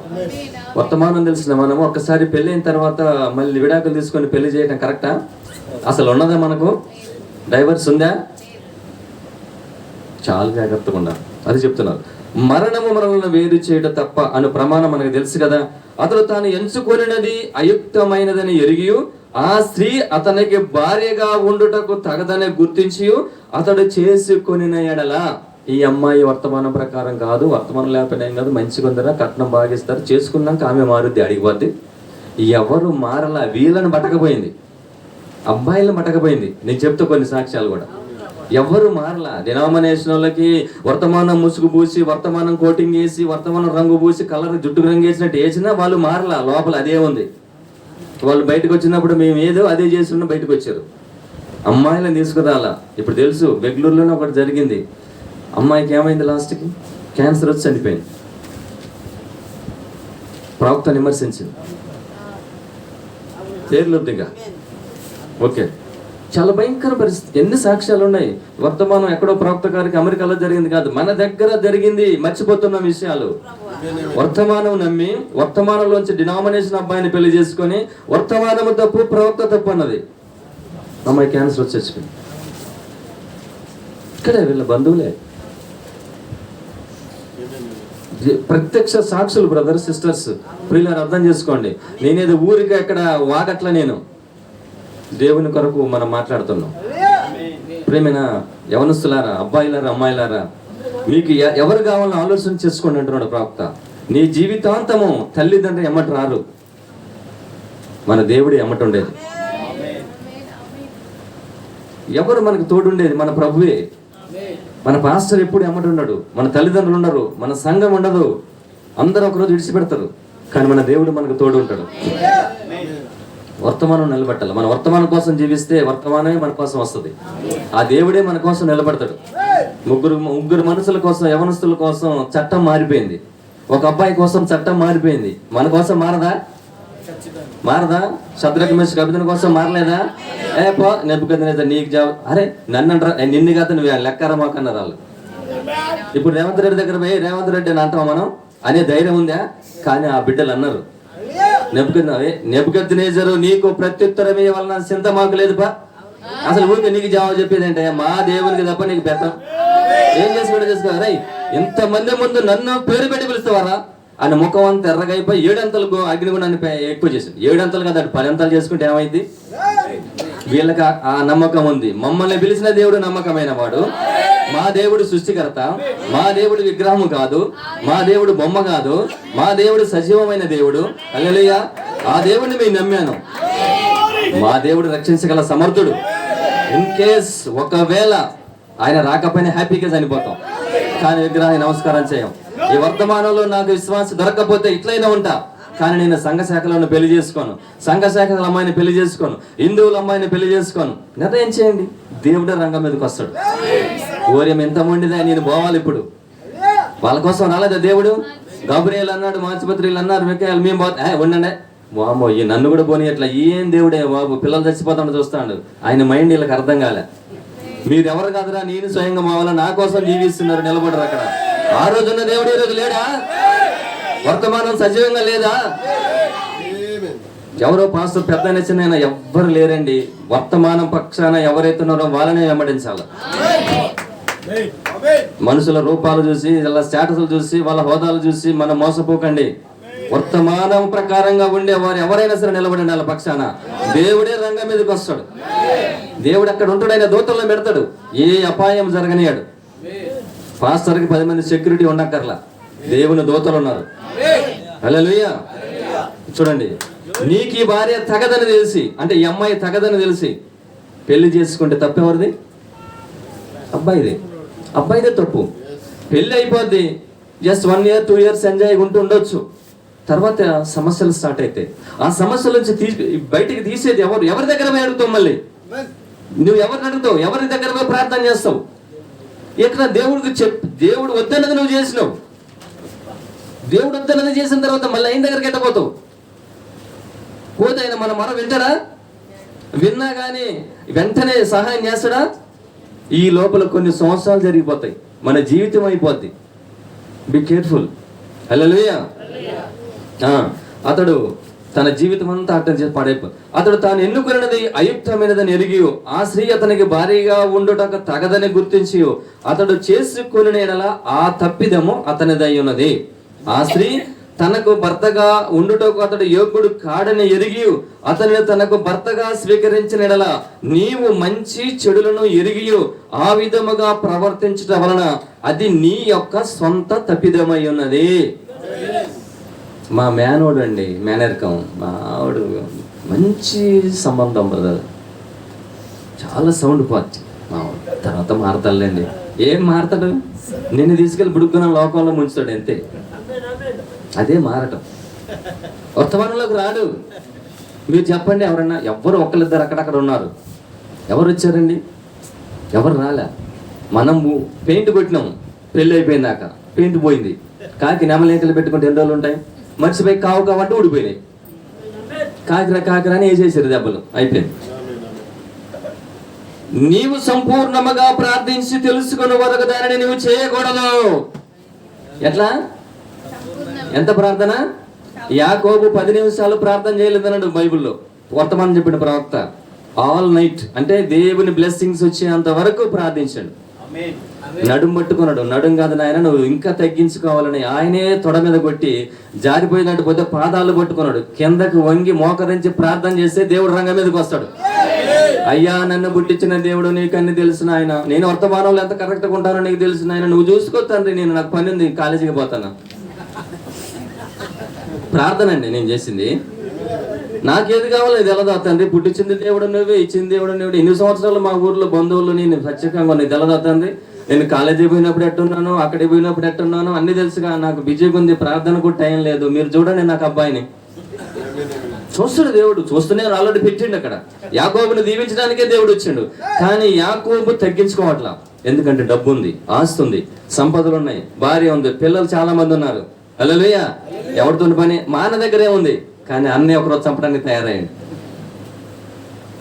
ఎవరినైతే మనం చేస్తామో అంటే అది దేవుని అనుమతి. ఈయనను సరి చేయడానికి దేవుడు ఆయన అక్కడ పెట్టిండు, అంతే. యాకోబుని సెట్ చేయడానికి దేవుడు ఏశావుని పెట్టిండు, అంతేగాని వేరే కారణం కాదు అక్కడ. హల్లెలూయా. ప్రియమైన సహోదరులారా, దానిని నువ్వు సంపూర్ణంగా తెలుసుకునేంత వరకు ప్రార్థించి తెలుసుకునేంత వరకు నువ్వు తొందరపడి ఏ నిర్ణయం చేయకండి.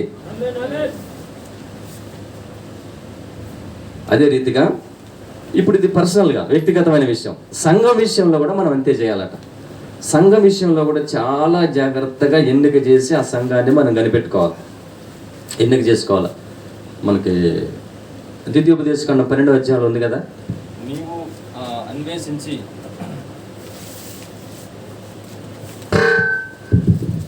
హల్లెలూయా వచ్చింది, అన్వేషించి ఒక సంఘాన్ని ఎన్నిక చేసుకో. అక్కడికే నువ్వు యాత్రలు చేయవలను, అక్కడికే నీ అర్పణలు, నీ ప్రథమ ఫలాలు, నీ కానుకలు అన్ని అక్కడికే తీసుకెళ్ళాలి. ఏ స్థలం కనబడితే అక్కడకు నువ్వు నీ బలుడు తీసుకెళ్ళకూడదు, నువ్వు ఆరాధనకి వెళ్ళకూడదు సుమే అనేది బైబిల్లో. అంటే నువ్వు ఒక సంఘాన్ని ఎన్నుకున్న తర్వాత అక్కడికే నీ ప్రార్థన జీవితం ఉండాలి. ఇక్కడ ఇంకో విషయం ఏంటంటే, ఆ కాపరి కరెక్ట్గా ఉన్నంత వరకు ఉండొచ్చు. మొదటి సంఘమే కదా పాస్టర్ గారు, మరి ఈ సిద్ధాంతం మరి వేరే సిద్ధాంతానికి పోతే మనం అందులో ఉండక్కర్లా. అర్థమైందా? మేము వేల పరిపాలనలోకి వెళ్ళిపోతున్నాం అంటే మనం అందులో ఉండక్కర్లా. హల్లెలూయా, హల్లెలూయా. ఒక అమ్మాయిని ఇప్పుడు ఈ అబ్బాయి ఎన్నుకుంటాడు. ఎన్నుకునేటప్పుడట తన మనసులో ఏముంది అనేది అక్కడ ఉంటుందంట. ఎట్లాంటి అమ్మాయిని కోరుకుంటున్నాడు? ఒక సినిమా యాక్టర్ లాగా అందంగా ఉండాలని కోరుకుంటాడు ఎవరైనా. నా భార్య అందరికంటే మా ఫ్రెండ్స్ కంటే అందంగా ఉండాలి. ఈ అమ్మాయిలు కూడా అదే విధంగా అనుకుంటారట. దేవుని యొక్క వాక్యం ఏమని చెప్తుందనగా, నీ అందచందాలు కాదు కానీ ఆ గుణశీలాలు చూడమంటున్నారు. ఎప్పుడు తెలుస్తుంది గుణశీలం? మనకి ఎలా తెలుస్తుంది? ప్రార్థించినప్పుడు తెలుస్తుంది. ప్రార్థన ద్వారాగా దేవుడు మనకి ఆ విషయాన్ని తెలుస్తాడు. అంటే మీరు సరైన ఎంపికను తీసుకోనండి. మరలా ఏ రకమైన స్త్రీని ఒక పురుషుడు ఎన్నుకును, అది అతని వాంఛను అతని స్వభావమును ప్రతిబింబింప చేయును. అంటే మన అంతరంగంలో ఉన్న కోరిక. ఇప్పుడు ఎన్ని సంవత్సరాల వర్తమానంలో వచ్చినా మన కోరిక, అంటే ఎబ్రీ 6వ అధ్యాయంలో చెప్పబడినట్టుగా గురుగుల మీద గోధుమల మీద వర్షం పడుతుంది. అది దేవునికి స్తోత్రం అంటాయి, ఇవి దేవునికి స్తోత్రం అంటాయి. కానీ వాటి ఫలాలను బట్టి ఈ గోధుమలు గురుగులని ఆ కోతకాలం అప్పుడు బయటకు తెలిసిపోద్ది. ఆ విత్తనం అదే ఫలాలను తీసుకొస్తుంది. అలాగనే మనం ఎన్ని సంవత్సరాలు ఉన్నా కానీ అంటే మ్యారేజ్లప్పుడు చాలామంది విశ్వాసులు ఫిల్టర్ అయిపోతారు. వాళ్ళు అసలు ఉనికి బయటకు వస్తుంది, వాళ్ళు ఏమనేది తెలిసిపోద్ది. అతడు దేనితో సంబంధం కలిగి చేసుకుంటున్నాడు, వాస్తవంగా అది అతనిలో ఉండదని తెలియజేస్తుంది. ఒక స్త్రీ తనను భార్యగా ఎంచుకొని పురుషునితో అతని మనసులో ఏమున్నదో దాన్ని ప్రతిబింబజేస్తుంది. అతడు బాహ్యముగా ఏది మాట్లాడినా సరే అతడు దేనిని వివాహం చేసుకొనిస్తున్నాడో కనిపెట్టము. అంటే నోటితో బయటికి చెప్పేది ఒకటి, ఈ చెప్పిన ప్రకారంగా పెళ్ళి ఎప్పుడు జరిగిందా లేదా చూసుకోమంటాడు ప్రవక్త. అర్థమైందండి ఈ మాట? బాహ్యంగా ఆ విధంగానే చేశాడా? అరే మన వర్తమానంలో మన కట్నాలు ఎక్కడున్నాయిరా, వర్తమానంలో మనం ఇట్లా అట్లా ఎందుకు, మన కులాలు ఎక్కడున్నాయిరా అని చెప్పి తన విషయానికి వచ్చినప్పుడు మాత్రం జాగ్రత్తగా అనుమానం లేకుండా కట్నం ఇచ్చి క్యాస్ట్ చేసుకొని మంచి పొజిషన్లో చేసుకుంటే ఇప్పుడు ఏమన్నట్టు? అది తప్పు. తప్పు 100% తప్పు. హల్లెలూయా. ఒక నిజమైన క్రైస్తవుడు అలాంటి సుందరమైన రాణులను మరియు గాయకురాళ్లను మరి కామాతురత కలిగినటువంటి రాళ్ళను, సెక్స్ క్వీన్స్ చూడడు. అతడు క్రైస్తవ స్వభావం కలిగిన దాని కొరకై కనిపెట్టును. హల్లెలూయా. ఈ నవనాగరికత, ఈ మోడర్న్ ఏజ్ లో చాలా మంది ఎంత ట్రెండీగా ఉంటే అంత ట్రెండీగా చూస్తున్నారు. ఇంతకుముందు అనేది కదా సిటీలలో ఉండేదాన్ని, సిటీ లేదండి ప్రతి పల్లెటూరులో కూడా ఉంది. ఎందుకంటే అన్ని అరచేతుల్లోనే అన్ని ఉన్నాయి కాబట్టి మనం చెప్పే పనే లేదు. ఏది కావాలో అందులో చూసుకుంటారు, దాన్నే ఫాలో అవుతున్నారు. మరి దీనిలో వర్తమానంలో ఉన్న విశ్వాసులమైన మనం ఏదైనా మినాయింపుకున్నామా? ఇది కావాలా ఇప్పుడు? నిజంగా మరి ఈ కన్యక ఇంకో కన్యక అంటే చాలా సుందరవతి, రూపవతి ఉన్నది. దాని కొరకు మరి అతడు సమర్పించుకోవాలి. అయితే ఈ స్త్రీ వలె ఆమె రూపవతి కాకపోవచ్చు, నేను దానిని లక్ష్య పెట్టను. అంటే ఒక అమ్మాయి కొంచెం అందం తక్కువగా ఉన్నప్పుడు ఇంకొక అమ్మాయి అందంగా ఉంటే, ఇప్పుడు ఈ అబ్బాయి ఈ అందం తక్కువ ఉన్న అమ్మాయిని చూడాలన్నా అందముగా ఉన్న అమ్మాయిని చూడాలన్నా అని ప్రవక్త అంటున్నారు. అందము ముఖ్యము కాదు, క్యారెక్టర్ ముఖ్యమని చెప్తున్నారు. క్యారెక్టర్ ముఖ్యమంటే ఎట్లా తెలుస్తుంది? ప్రార్థన. ప్రార్థన ద్వారా దేవుడు నీకు బయలుపరిచినప్పుడు ఆ విషయం బయటకు వస్తుంది. అసలు మనకి ఇక దాన్ని మించింది ఏమీ లేదు. ఒకసారి ప్రవక్త బెన్నం గారు ఈ పశువులు దాని గురించి ఒక ఆయనతో, రాన్సర్ అనే అతనితో పశువులు కొనడానికి పోయినప్పుడు ఒక ఆవు చాలా బలంగా బలిష్టంగా మంచిగుందంట. ఆవును చూసి దాన్ని కొందాం అనుకునేసరికి బ్రహ్మం గారు బాగుందిగా తీసుకుందామంటే ఆ బ్రదర్ అన్నాడంట, దాన్ని కొనొద్దు అన్నాడు. ఏంటండి బ్రదరు, దాన్ని ఎందుకు కొనకూడదు, మంచిగా ఉంది కదా, అది చాలా బలిష్టంగా ఉంది, దాని డెక్కలు మంచి బలంగా ఉన్నాయి, మరి ఏంటంటే కాదు, అది క్రూరమైన చూపు ఉన్నది, దాన్ని ఎన్నడూ కొనవద్దు. ఎందుకంటే ఆ చూపు కలిగిన ఆవు ఎప్పుడూ ఒక చోట స్థిరంగా నిలబడదు. First point. తర్వాత అది ఎన్నటికీ ఎప్పటికీ దూడకు పాలివ్వదు, అంటే తల్లిగా తన క్యారెక్టర్ను నిర్వర్తించదు. Second point. ఇప్పుడు అది దాన్ని పశువుల దొడ్డులో ఉంచుతారు. ఎందుకనగా అది చాలా లావుగా ఉంది, నీవు దాన్ని విడిపించిన ఆ క్రూరమైన దృష్టితో పరుగులెత్తుతూ స్వయముగా మరణమునకు గురి అగును, దాన్ని కొనొద్దాను. అదే విషయం స్త్రీకి కూడా వర్తిస్తుందని ప్రవక్త బెన్నం చెప్పాడు. అంటే పై రూపం, గుణగణాలు, అందచందాలు చూసి మనం మోసపోకండి. ఈ అమ్మాయి బాగుంది, ఈ అబ్బాయి బాగున్నాడు, ఇట్లా ఉన్నాడు, అందంగా ఉన్నాడు, మనకు సరిపోతారు, అబ్బాయికి అమ్మాయికి ఈడు జోడు బాగుంటుంది. నో, ప్రార్థన చేయండి. దేవుడు నిర్ణయించిన జంటని మనం ఎన్ని కన్ఫ్యూజన్లు అయినా దేవుడు చేరుస్తాడు. మధ్యలో కొన్ని వస్తాయి ఇష్యూస్, ఏం కాదు, టెన్షన్ పడాల్సిన పనే లేదు. ప్రార్థనే జవాబు. ఎవరిని అడగాల? మనకు డబ్బులు అవసరం. ఇప్పుడు పాపలు మీరున్నారు, ఆ బాబులు ఉన్నారు, మనం కాలేజీకి వెళ్తున్నారు పిల్లలు, డబ్బులు అవసరం వస్తుంది. స్కూల్ పిల్లలు ఎవరిని అడుగుతారు? డాడీని అడుగుతాం. మరి ఇప్పుడు మన అందరి తండ్రి మన దేవుడు యేసుప్రభు. ఎవరిని అడగాల? ఆయన అడగాలి. మనం ఎవరిని అడుగుతున్నాం? మన డాడీని, మమ్మీని, లేకపోతే బంధువుల్ని, మేనమావుల్ని, మేనత్తల్ని, చుట్టాలని, ఆ పాస్టర్ గారి బస్ మా అమ్మాయికి మొత్తం చూడండి మీ సంఘాలు ఎక్కడ ఉంటే. ఎంతమంది చూడాలా? What are you talking? ముందు మన 2 కాళ్ళకి పని చెప్తే అక్కడికి పోవద్దు, వాళ్ళే వస్తారన్నాడు. ఇప్పుడు అబ్రాహాం ఏం చెప్పిండు? అసలు నా కొడుకు నువ్వు దేశపడమేంటయ్యా, ఆమె వస్తుంది. హల్లెలూయా. సరే, అదే విధముగా అమ్మాయిల విషయం కూడా అంతే. ఈ ఆవు ఎలాంటిదో అమ్మాయిల విషయంలో కూడా మీరు చాలా జాగ్రత్తగా ఉండండి. వాళ్ళ పై రూపాన్ని చూసి మాత్రం మోసపోకండి అని ప్రవక్త చెప్తున్నారు. హల్లెలూయా. ఈ 2 పెళ్ళిళ్ళ గురించి చెప్పేసి నేను ముగించేస్తా. అది చక్కగా ఉంది కాబట్టి మీకు తెలుసు. మరి మొదటి పెళ్ళి చాలా పేదవారు, అమ్మాయికి కూడా పెళ్లి చేయడానికి డబ్బులు లేవు. డబ్బులు లేనప్పుడు ఒక ఫ్రెండ్తో మాట్లాడుతున్నారు, డాక్ బ్రదర్, మరి పెళ్లి చేసుకోవాలనుకుంటాం, ఒక అమ్మాయిని నేను ఇట్లా ప్రేమించాను, మరి నాకు మాస్టర్ గారికి ఇవ్వడానికి డబ్బులు లేవు, ఫీజు, ఆ లైసెన్స్, మ్యారేజ్ లైసెన్స్ వరకే సరిపోయిన డబ్బులు ఉన్నాయి. సరే ఓకేరా, మరి నాకు తెలిసిన ఒక పాస్టర్ గారు ఉన్నారు, అంటే అబ్రహాం గారు. ఆ పాస్టర్ గారితో చెప్తా, మంచి ఆయన డబ్బులు లేకపోయినా కూడా పెళ్ళిళ్ళు చేస్తారు. సరే ఇప్పుడంటే పాస్టర్లు డిమాండ్ చేస్తారు అనుకో, పెళ్ళి అయితే 20,000 30,000 కట్నం తీసుకుని 5 లక్షల 10% ముందు పాస్టర్ గారికి ఇచ్చి మిగతా పెళ్లి ఖర్చులు వేయాలి డిమాండ్. అట్టయితే పెళ్లి కొత్త లేకపోతే రాము మేము. సరే అది డిఫరెంట్ మ్యాటర్ అనుకోండి. అయితే అక్కడ అబ్రహాం గారు ఏం చేసిండంటే, అసలు మ్యారేజ్కి డబ్బులు లేకపోయినా సరే నేను చేస్తాను అన్నాడు. సరే మనకు తెలుసు అదంతా చదవాలంటే టైం లేదు. మరి వాళ్ళిద్దరు తీసుకొచ్చారు. చీలంగా తీసుకొస్తే అబ్బాయి పరిస్థితి చాలా కష్టం. ఎయిర్ పెరిగిపోయినాయి, వెంట్రుకలు పెరిగి ఉన్నాయి, కటింగ్ చేయాలా, బట్టలు కరెక్ట్గా లేవు, ఉతికి లేవు, చాలా చూశాడు ఆయన. సరే అడిగాడు అనమాట అమ్మాయిని. తర్వాత అమ్మాయి వచ్చిందంట, ఏదో పాత కారులో అమ్మాయిని చూశాడు. అమ్మాయి బట్టలు కూడా చాలా, చెప్పులు కూడా లేవు పాపకి. చూశారు. మరి వీళ్ళిద్దరిని అడుగుతున్నాడు అనమాట. ఇందాక నేను చెప్పిన అడుగుతున్నాను, నువ్వు ప్రేమిస్తున్నావా? ఇట్లా పరిస్థితులు వస్తే, మరి జీవితంలో అయిన పరిస్థితులు వస్తే ఇద్దరు కలిసి ఉంటారా? కలిసి ఉంటాము, ఇద్దరం ప్రేమించుకుంటామని చెప్పి వీరిద్దరి మీద ప్రవక్త అబ్రహాం గారికి ఒక నమ్మకం ఏర్పడిన తర్వాత పెళ్లి చేసేసాడు. అది అయిపోయింది. తర్వాత ఒకసారి ఇద్దరు ధనవంతుల కూతురికి కొడుకు పెళ్లి చేసిండు. ఆయన ఏదో నైట్ సైడ్ స్లైడర్ ఎవరో ఉన్నారు, వాళ్ళిద్దరికి ఇద్దరు మంచి వ్యాపారాలు చేసిన కోటీశ్వరులు ఇద్దరు. వాళ్ళిద్దరు అమ్మాయి కూడా పెళ్లి చేశాడు, వీళ్ళకి పెళ్లి చేశాడు. కొంతకాలం అయిన తర్వాత వీళ్ళు ఎక్కడ ఉంటున్నారు ఏంటి అనేది చూద్దాం అన్నట్టు ఈ పేదవారింటికి, అంటే ఒక సైడ్ నుంచి వెళ్ళాడు. వాళ్ళు చిన్న రేకు ట్రాక్ లాంటి దాంట్లో ఉంటున్నారు. ఆయన చిన్న హోల్ ఉంటే ఆ హోల్లో నుంచి చూస్తున్నాడు. అది చాలా తప్పు అన్నాడు ప్రవక్త అబ్రహాం గారు.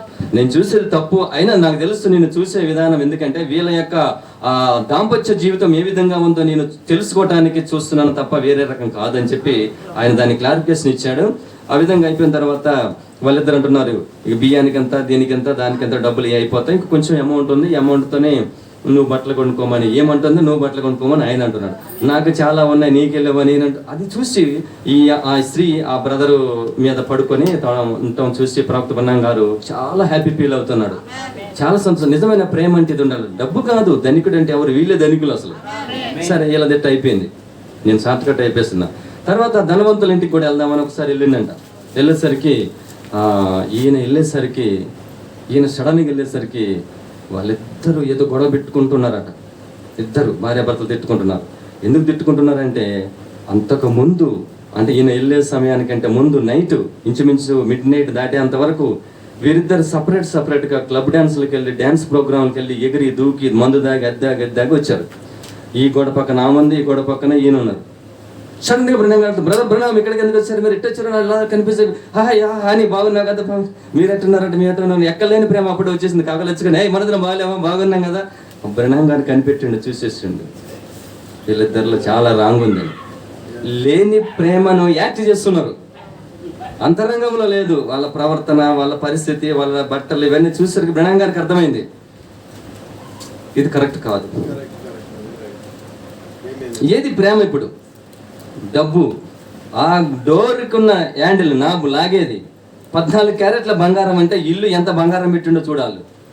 అట్లాంటి వాళ్ళు అంటే బంగారం అంటే డబ్బు, కట్నం ఉంటే, ఆస్తి ఉంటే సంతోషం ఉంటుందా? ఆలోచించండి ప్రియులారా. మనం ఇప్పుడు అక్కడ అదే స్థానానికి వచ్చి ఉన్నాం. దేని మీద మనం డిపెండ్ అవ్వాలి? ప్రవక్త మాదిరిగా పెట్టాడు కొన్ని. ప్రవక్త సరదాగా చెప్పలా, ఆయన జీవితాన్ని అర్పణ చేశాడు మనకు రాబోయే రోజుల్లో మనం దాన్ని నెరవేర్చాలని, మనమే అక్కడ నిలబడాలని. అట్లాంటి వారు కొంతమంది ఉన్నారు అని వారి కోసం ఈ వర్తమానం తీసుకొచ్చాడు. మనం ఏం చేయాలి ఇప్పుడు?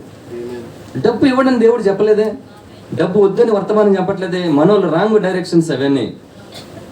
నువ్వు ముందు దేవునికి నిలబడు, మనకు కావాల్సినంత ప్రొవైడ్ చేస్తాడు దేవుడు. ఎప్పుడు కావాలో అప్పుడు ఇస్తాడు. ఇవ్వడని ఎవరు చెప్పారు? కారు ఇవ్వడా? నీకు అవసరం అంటే ఇస్తాడు. Bench car ₹1,00,00,000. ప్రతి పాస్టర్ కిందగా చెప్పాను అదే, ఒక్కొక్క పాస్టర్కి ₹1,00,00,000 కారు. పాస్టర్లకి కారు కొనుక్కోవాలంటే మన దగ్గర అయితే ఫైనాన్స్ చేసి ఫైనాన్స్ కట్టుకున్న డబ్బు లేక వాళ్ళ పడతాను. ఇది ఇక్కడున్న పరిస్థితులు, ఈ దేశ పరిస్థితులు, ఇది వేరే డిఫరెంట్ మ్యాటర్, వదిలేయండి. కానీ మనం ప్రపంచవ్యాప్తంగా చూడాలి. వర్తమానం అంటే మనం ఒక్కటే కాదు కదా, ఇక్కడే కాదు కదా వర్తమానం అంటే, ప్రపంచవ్యాప్తంగా లోకమంతా ఉంది కదా వర్తమానం. మొన్న ర్యాండ్ సైన్స్ గారు అంటున్నారు, కాంగో దేశం అంటే పాస్టర్ గారు తెలుసు, కాంగో దేశంలో తక్కువలో తక్కువ బాగా లోయెస్ట్ చర్చ్ బిలీవర్స్ అంటే 200 మంది అంట. చిన్న సంఘం, 20,000 కాడ నుంచి 1,00,000, 2,00,000, 3,00,000, 10,00,000 వరకు ఒక్క చర్చిలో ఒక పాస్టర్ కాంగ్రిగేషన్. 10 లక్షలు కాదు, 100 ఉంటేనే మన 10 సంఘాలు అయితే.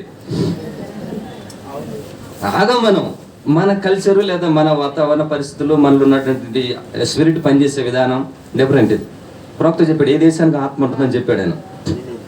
కాబట్టి మనం ఏం చేయాలి? వర్తమానం వచ్చింది, మనం ఏదో ఇక్కడ వరకు సరౌండరింగ్ బార్డర్ లైన్స్ గీసుకొని ఇక్కడ వరకు ఇట్లా ఈ చెప్పింది కాదు. బావిలో కప్పలాగా కాకుండా మనం కొద్దిగా రియలైజ్ అవ్వాలి. దాని ఏంటంటే ఇంకా మనం ఒక ప్రత్యక్ష అనాలి దానిగా. మనం బయట ప్రపంచాన్ని చూసేటట్టుగా ప్రవక్త ఏమన్నాడు, దాన్ని దిగ్మండల పరిధి, ఆ దిగ్మండల పరిధి దాటి అవతల చూడాలా మనం. ఈ లోకము, ఈ పరిస్థితి మనం గీసుకున్న ఈ గీతలు దాటి అవతల చూడాలా. అసలు లోకం ఏంటి, పరిస్థితి ఏంటి, వర్తమానం ఏంటి, సంఘం ఏంటి. ఎంతసేపు మాకు 7 ముద్రలు 7 సంఘాలు ఇవన్నీ మంచిదే నేర్చుకుంటాను. మన రియల్ లైఫ్ ఏది మరి? దీనికి జీవించడం ఎవరు మరి? చెప్పుకుంటూ పోతే అందరు మరి. ఇది ఎవరికి మళ్ళీ? వేరే వాళ్ళకా? ఈ జీవించే వాళ్ళు నెక్స్ట్ జనరేషన్లో రావాలా మరి? ఏమండి? హల్లెలూయా. కాబట్టి ఇప్పుడు వాళ్ళకి, ఆ బ్రదర్ వాళ్ళకి అంత డబ్బు ఉంటే మాత్రం మనశ్శాంతి ఉందా? ప్రవక్త చాలా అంటున్న తర్వాత అసలు ఇప్పుడు ధనికుడు ఎవరు అని అడుగుతాడు ఆయన. వాళ్ళ ధనికులు వీళ్ళ తాగి తందనాలాడి ఎంత మ్యారేజ్ ఎంత ఘనంగా చేసి ఉండొచ్చు, అవునా కదా? మరి మన వాడు ముఖేష్ అంబానీ కొడుక్కి ఎన్ని వేల కోట్లు డబ్బు ఖర్చు పెట్టి పెళ్లి చేశాడు.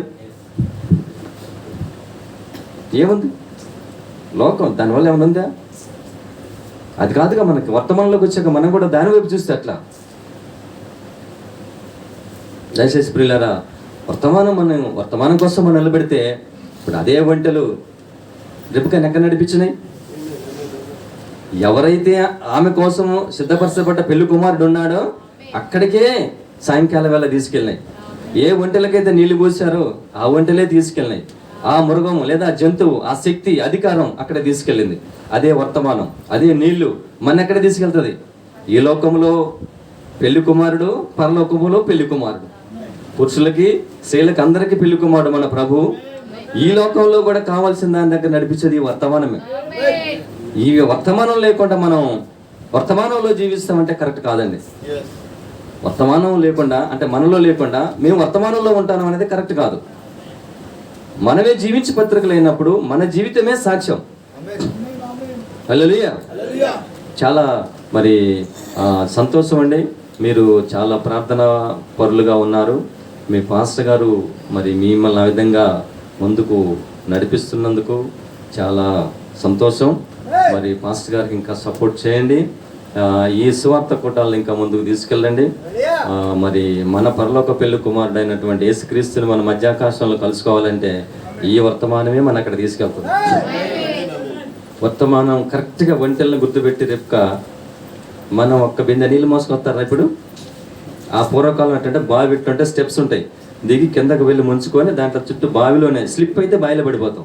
దాని అంచులో స్టెప్స్ ఉంటాయి, ఇట్లా తిరుక్కుంటూ వచ్చి నీళ్ళు బొరం ఆ కడవతో మూసుకొని వచ్చి బయటకు తీసుకురాలి. పాతకాలంలో ఉండేవి. ఆ ఇజ్రాయెల్ దేశంలో అక్కడ కూడా పాలస్తీనాలో అవే బావులు. అట్లా తీసుకెళ్ళి ఆ ఒక వంటె చాలా బిందెల నీళ్లు తాగుద్ది. ఒక్క వంటెకి కాదు కదా, ఒక బిందె మనం తీసుకురాలి ప్రజెంట్ సిచ్యుయేషన్లో. మరి ఆమె అంతకు తీసుకొచ్చిందంటే ఈ వర్తమానంలో మనం జీవించి వర్తమానం రూపులోకి రావాలంటే ఆలాపేసడానికి మనం చేంజ్గాం. స్లోలీ నెమ్మదిగా వర్తమానాలు చదివి ఆ వర్తమానం అర్థం చేసుకోవడానికి ప్రార్థించి ఫాస్టింగ్ ఉండి మోకరించి ప్రార్థన చేస్తే మనం అప్పటికి వస్తాం. ఒకేసారి వస్తుందా? రాదు. మన జాన్ గారు ఇల్లు కట్టిందంటే సడన్గా అయిపోయిందా? దీనికోసం ఎన్ని డబ్బులు, ఆ డబ్బులు సంపాదించడానికి ఎన్ని రోజులు వ్యవసాయం చేయాలా, ఎన్ని ఎకరాలు చేయాలా, ఎన్ని సంవత్సరాలు కూడా కట్టుకోవాలా. ఇప్పుడు ఇల్లు అయింది. భలేగుందా ఇల్లు అంటే భలేగుంది. ఆయన కష్టం ఎవరైనా అడుగుతారా? అడగారు. అలాగనే ఇప్పుడు వర్తమానంలో మనం ఎప్పుడైనా కష్టాలన్నీ మర్చిపోతాం. ఎప్పుడు ఆ పెళ్లి కుమారుని మధ్యాకాశంలో కలుసుకున్నప్పుడు. అది కలుసుకోవటం ఈజీగా అయిద్దా?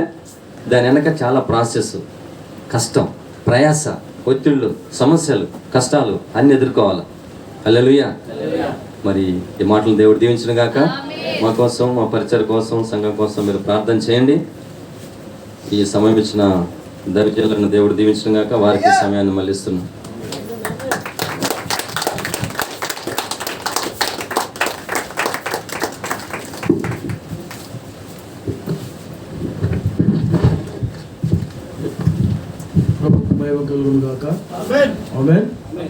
ఎంతమంది సంతోషంగా ఉన్నారు?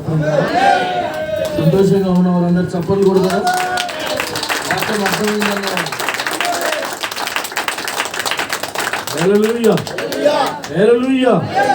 ప్రభుకు మహిమ కలుగును గాక. చాలా చక్కటి విషయాలు ప్రియులారా. వధువుని ఎన్నుకున్నటనే వర్తమానం చాలా చక్కగా అద్భుతంగా దైవజనులు మాట్లాడి ఉన్నారు. ఆ ప్రభుకు స్తుతి కలుగును గాక.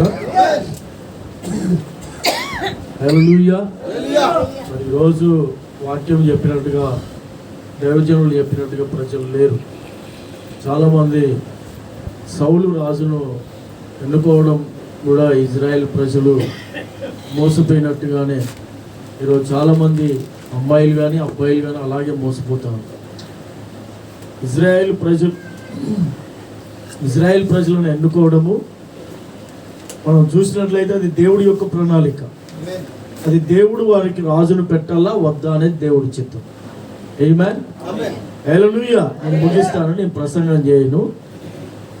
అయితే అక్కడ ఇజ్రాయెల్ ప్రజలు సౌలు ఎత్తుగా ఉన్నాడు, ఎత్తు భుజములు గలవాడు, చాలా అందంగా ఉన్నాడు అనేసి ఇజ్రాయెల్ ప్రజలు సౌలుని ఎన్నుకున్నారు.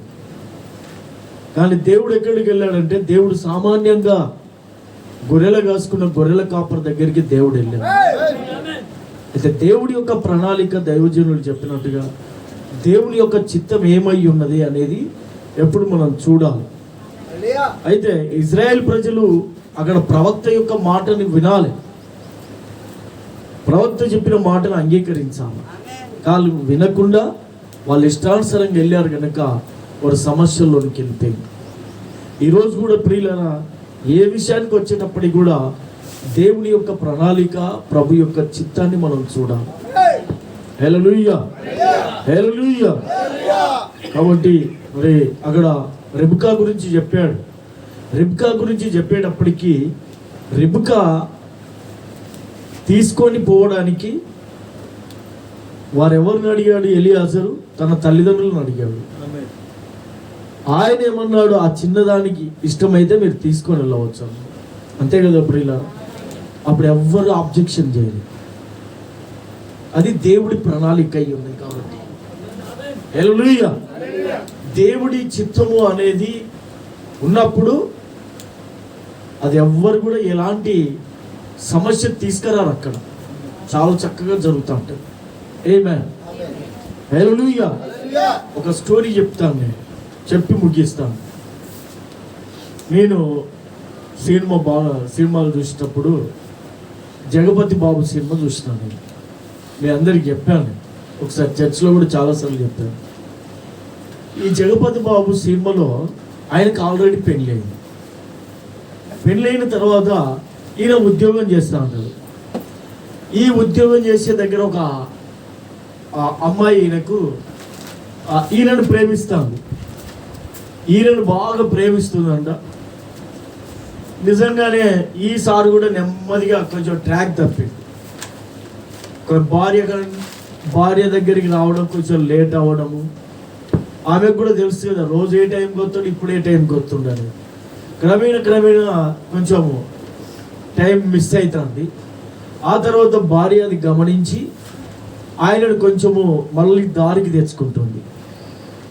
ఆ క్రమంలో ఇక్కడ ఈమె ఉంది కదా, కొంచెం ఈమె ఫోన్ మాట్లాడడం, ఈమెతో మాట్లాడము, సంభాషించడము, ఈమె దగ్గరికి తిరగడం, ఆఫీస్కి రాకపోవడం, ఈమెతో మాట్లాడకపోవడము, ఇలాంటి కార్యాలన్నీ జరుగుతుంటే ఈమెమంటుంది, నేనంటే నీకు ఇష్టం లేదా, నీవంటే నాకు చాలా ప్రేమ, నువ్వంటే నేను సత్యంత ప్రేమ, నువ్వంటే నీ కొరకు ఏం చేయమంటే అది చేస్తానని ఈ హీరోను బాగా ఇబ్బంది పెట్టితే ఆయన ఏం చేసిండు, ఒక రోజు సాయంకాల సమయంలో మధ్యాహ్నం టైంలోనో కారులో ఎక్కించుకొని, నేనంటే నీకు ప్రేమే కదా, మామూలు ప్రేమ కాదు, నీ కొరకు సావనైనా చనిపోతా, నా ప్రాణం పెడతా, హల్లెలూయా అనేసి చెప్పినప్పుడు ఆ సారు కూడా ఆమె కూడా బాగా ప్రేమిస్తున్నానని చెప్తే, నువ్వు నన్ను ప్రేమిస్తున్నావు కదా అని తీసుకొని వెళ్ళిపోయి కారు ఒక దగ్గర పెట్టాడు. వాళ్ళిద్దరు కలిసి మాట్లాడుకుంటూ నడుచుకుంటూ పోయి ఒక దగ్గర వెళ్ళిపోయిన తర్వాత, నేనంటే నీకు ప్రేమేనా, నా కొరకు నువ్వు ఏమైనా చేస్తావా అంటే, చావమన్నా చేస్తా నీ కొరకు ఏదైనా చేస్తా అంటే, ఇప్పుడు అందులో దునుకు అని చెప్తాడు. నేనంటే బాగా ఇష్టం కదా, నా కొరకు చనిపోతావు కదా, అందులో దునుకు, ఇప్పుడు ఆ లోయలు దునుకు, భయంకరమైన లోయ, దాంట్లో అక్కడికి తీసుకుపోయి, నేను ఇష్టం కాబట్టి ఈనుడు నువ్వు అటు దునుకు చూస్తాను, అప్పుడు నువ్వేం మాట్లాడుతున్నావు, నీకు మైండ్ పోయిందా, మతి పోయిందా అని తిరిగి వెనక్కి వెళ్ళిపోయింది. అంటే ప్రేమ అనేది అక్కడ ఉంది. రియల్గా ప్రేమ యేసుక్రీస్తు దగ్గర ఉంది. ఆయన నీ కొరకు ప్రాణాన్ని పెట్టాడు, రక్తాన్ని కార్చాడు. ఆయన కంటే గొప్ప ప్రేమ ఇంకా ఎవరిది లేదు. కాబట్టి మనం యేసుక్రీస్తు వైపు చూడాలి. ఈరోజు డబ్బు, ఆస్తులు, అంతస్తులు కాదు.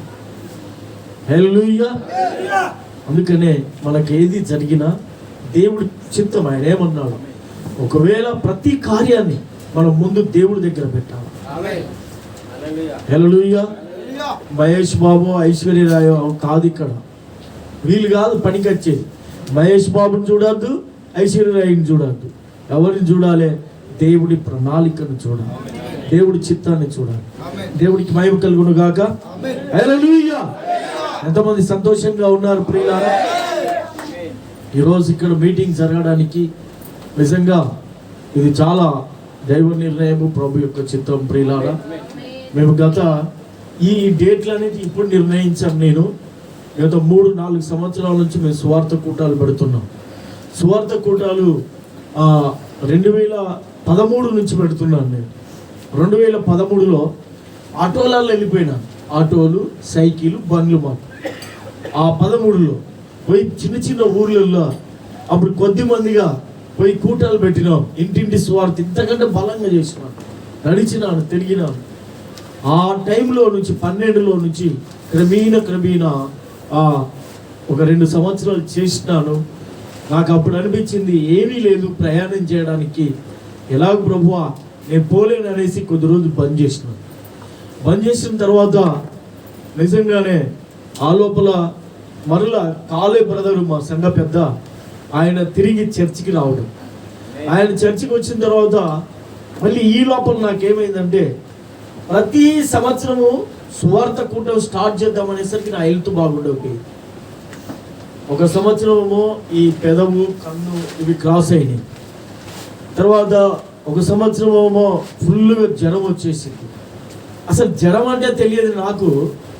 ఈ జ్వరము నేను అంటే ఎవరు అనుకోవద్దు, జ్వరము చలి జ్వరం వస్తుంది, ఎన్నులకి వెళ్ళి చలి వస్తుంది అంటే నాకు నవ్వు వచ్చేది. ఈ ఎన్నులకి వెళ్ళి చలి జ్వరం ఎట్లా వస్తుందని. నా భార్య నాకు చలి జ్వరం వస్తుందంటే ఆమె అంతా కూడా నేను నవ్వేవాడిని, చలి జ్వరం ఎట్లా వస్తుంది, ఆమె వెనక నుంచి ఎట్లా వస్తుంది, చలి ఎన్నులకి వెళ్ళి ఎట్లా వస్తుంది, ఇవన్నీ కాదని నేను నవ్వేవాడిని. ఒకరోజు మంచి ఎండాకాలంలో నాకు చలి జ్వరం వచ్చింది. అప్పుడు అర్థమైంది చలి జ్వరం అంటే ఎట్లుంటుందని. అట్లా ఒక సంవత్సరం పోయింది. ఇలాగూ కొన్ని సంవత్సరాలు సువార్త కూడా ఆపేసినాం.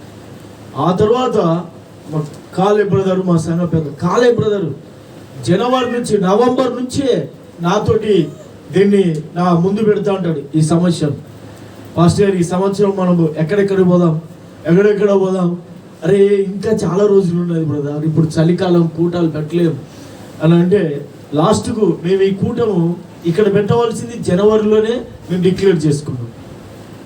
జనవరి తర్వాత ఎక్కడెక్కడ పెట్టాలా, నారాయణపూర్లో ఫిబ్రవరిలో జరగాలి.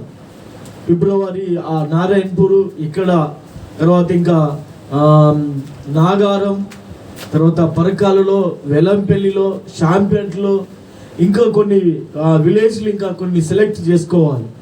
అయితే ఈలాగు నేను నెలలో ఇంచుమించుగా ఒక 4 గ్రామాలను ఖచ్చితంగా కూటాలు పెడతాను. ఇలా కూటాలు పెట్టడానికి తగినంత డబ్బు కూడా నా దగ్గర లేదు. మ్యాక్సిమమ్గా నా దగ్గర అంత డబ్బు నా దగ్గర ఉండదు. అయితే పరిస్థితి ఏమైపోయిందంటే, నేను ప్రతి సంవత్సరం పాస్టర్ గారు చెప్తున్నాను, కొన్నిసార్లు తుంగగూడెం వెళ్ళినాం, వర్తమాన కోటలో పెట్టాము, అక్కడికి పాస్టర్ గారు సహాయపడినారు. అక్కడ భోజనాలు, తర్వాత ఆ ఖర్చు అంతా పాస్టర్ ఫ్రెడ్డి గారు చూసుకున్నారు ఆ ప్రాంతం. ఆ తర్వాత చూస్తే ప్రియులారా, ఈరోజు నిన్న ఇక్కడికి రావడానికి కూడా నా దగ్గర డబ్బు లేదు, అసలుగా డబ్బులు అయిపోయినాయి. నాకు ఒక 3000 దశమం వచ్చింది ఆదివారం, అందులోకి వెళ్ళి 300 దశమం తీసి పక్కన పెట్టాము. 2700 నా బిడ్డకు ఫీజు కట్టినాడు, అది 900 రూపాయలు. ఇంకా అందులో ఏమున్నాయి, ఇంకా అయిపోయినాయి, ఆడికి డబ్బులు అయిపోయినాయి. బుధవారం రాత్రి కూరగాయలు లేవు, 2 కోడిగుడ్లు ఉంటే అందులో ఎగ్ ఫ్రైడ్ రైస్ చేసింది నా కూతురు, దాన్నే తినే ఉన్నాను. తెల్లవారి మీటింగ్, ఈమె నా కూతురు ఏమంటుంది, డాడీ రేపు ఎట్లా డబ్బులు లేవు. నా భార్య అదే మాట అంటుంది. నేను ఎప్పుడు కూడా సైలెన్స్ ఉంటాను, వాళ్ళు ఏం చెప్పినా నేను ఒకటే చెప్తాను, అంతా దేవుడు చూసుకుంటాడు. ఆమె నిన్న బుధవారం నైట్ కూడా ఇంతమంది పాస్టర్లు వస్తున్నారు, ఏం నుంచి ఇస్తావు వాళ్ళకు, ఎట్లా నీ పరిస్థితి, 1 రూపాయి కూడా లేదు నీ దగ్గర, ఏం పెడతావు, ఎలాగెళ్తావు అంటే, నువ్వు సైలెన్స్ కొట్టుకొని ప్రార్థన చేయను అని చెప్పినాను. హల్లెలూయా. జాన్ బ్రదర్ ఏమో ఇక్కడ అన్ని రెడీ చేసి పెట్టుకున్నాను. మేకన్ కొన్నా పాస్టర్ గారు అన్నారు. ఈ మేకన్ కొనేది నాకేమో ఇక్కడ డబ్బు కనపడట్లే, ఇది క్యాన్సిల్ అవుతుందో ఏందో. మేకన్ కొన్నాను, తర్వాత ఇంట్లోకి అన్ని తీసుకొచ్చినాను పాస్టర్ గారు అని చెప్పాడు. సరే బ్రదర్, నువ్వు ఏం బాధపడకు, మేక ఓడిసిపోతుంది, నువ్వు తెచ్చుకున్న కూరగాయలు అన్నీ ఓడిస్తాయి, మన వాళ్ళు అందరు రావాలంటే అందరు వస్తారు అని చెప్పినాను. కానీ నేను నిన్న అంటే గురువారం ఉదయం నేను లేచి ప్రార్థనలో ఉన్నాను. దానికి కొంచెం ముందు టైంలో 1 గంట ఆ టైంలో నా కూతురుకు కలబడిందంట. కలలో ఏదో పడి ఆమె డబ్బులు లేవు, పాస్టర్లు వస్తున్నారు, డాడీ నేను ఏడుస్తున్నట్టుగా ఆమె కలబడింది.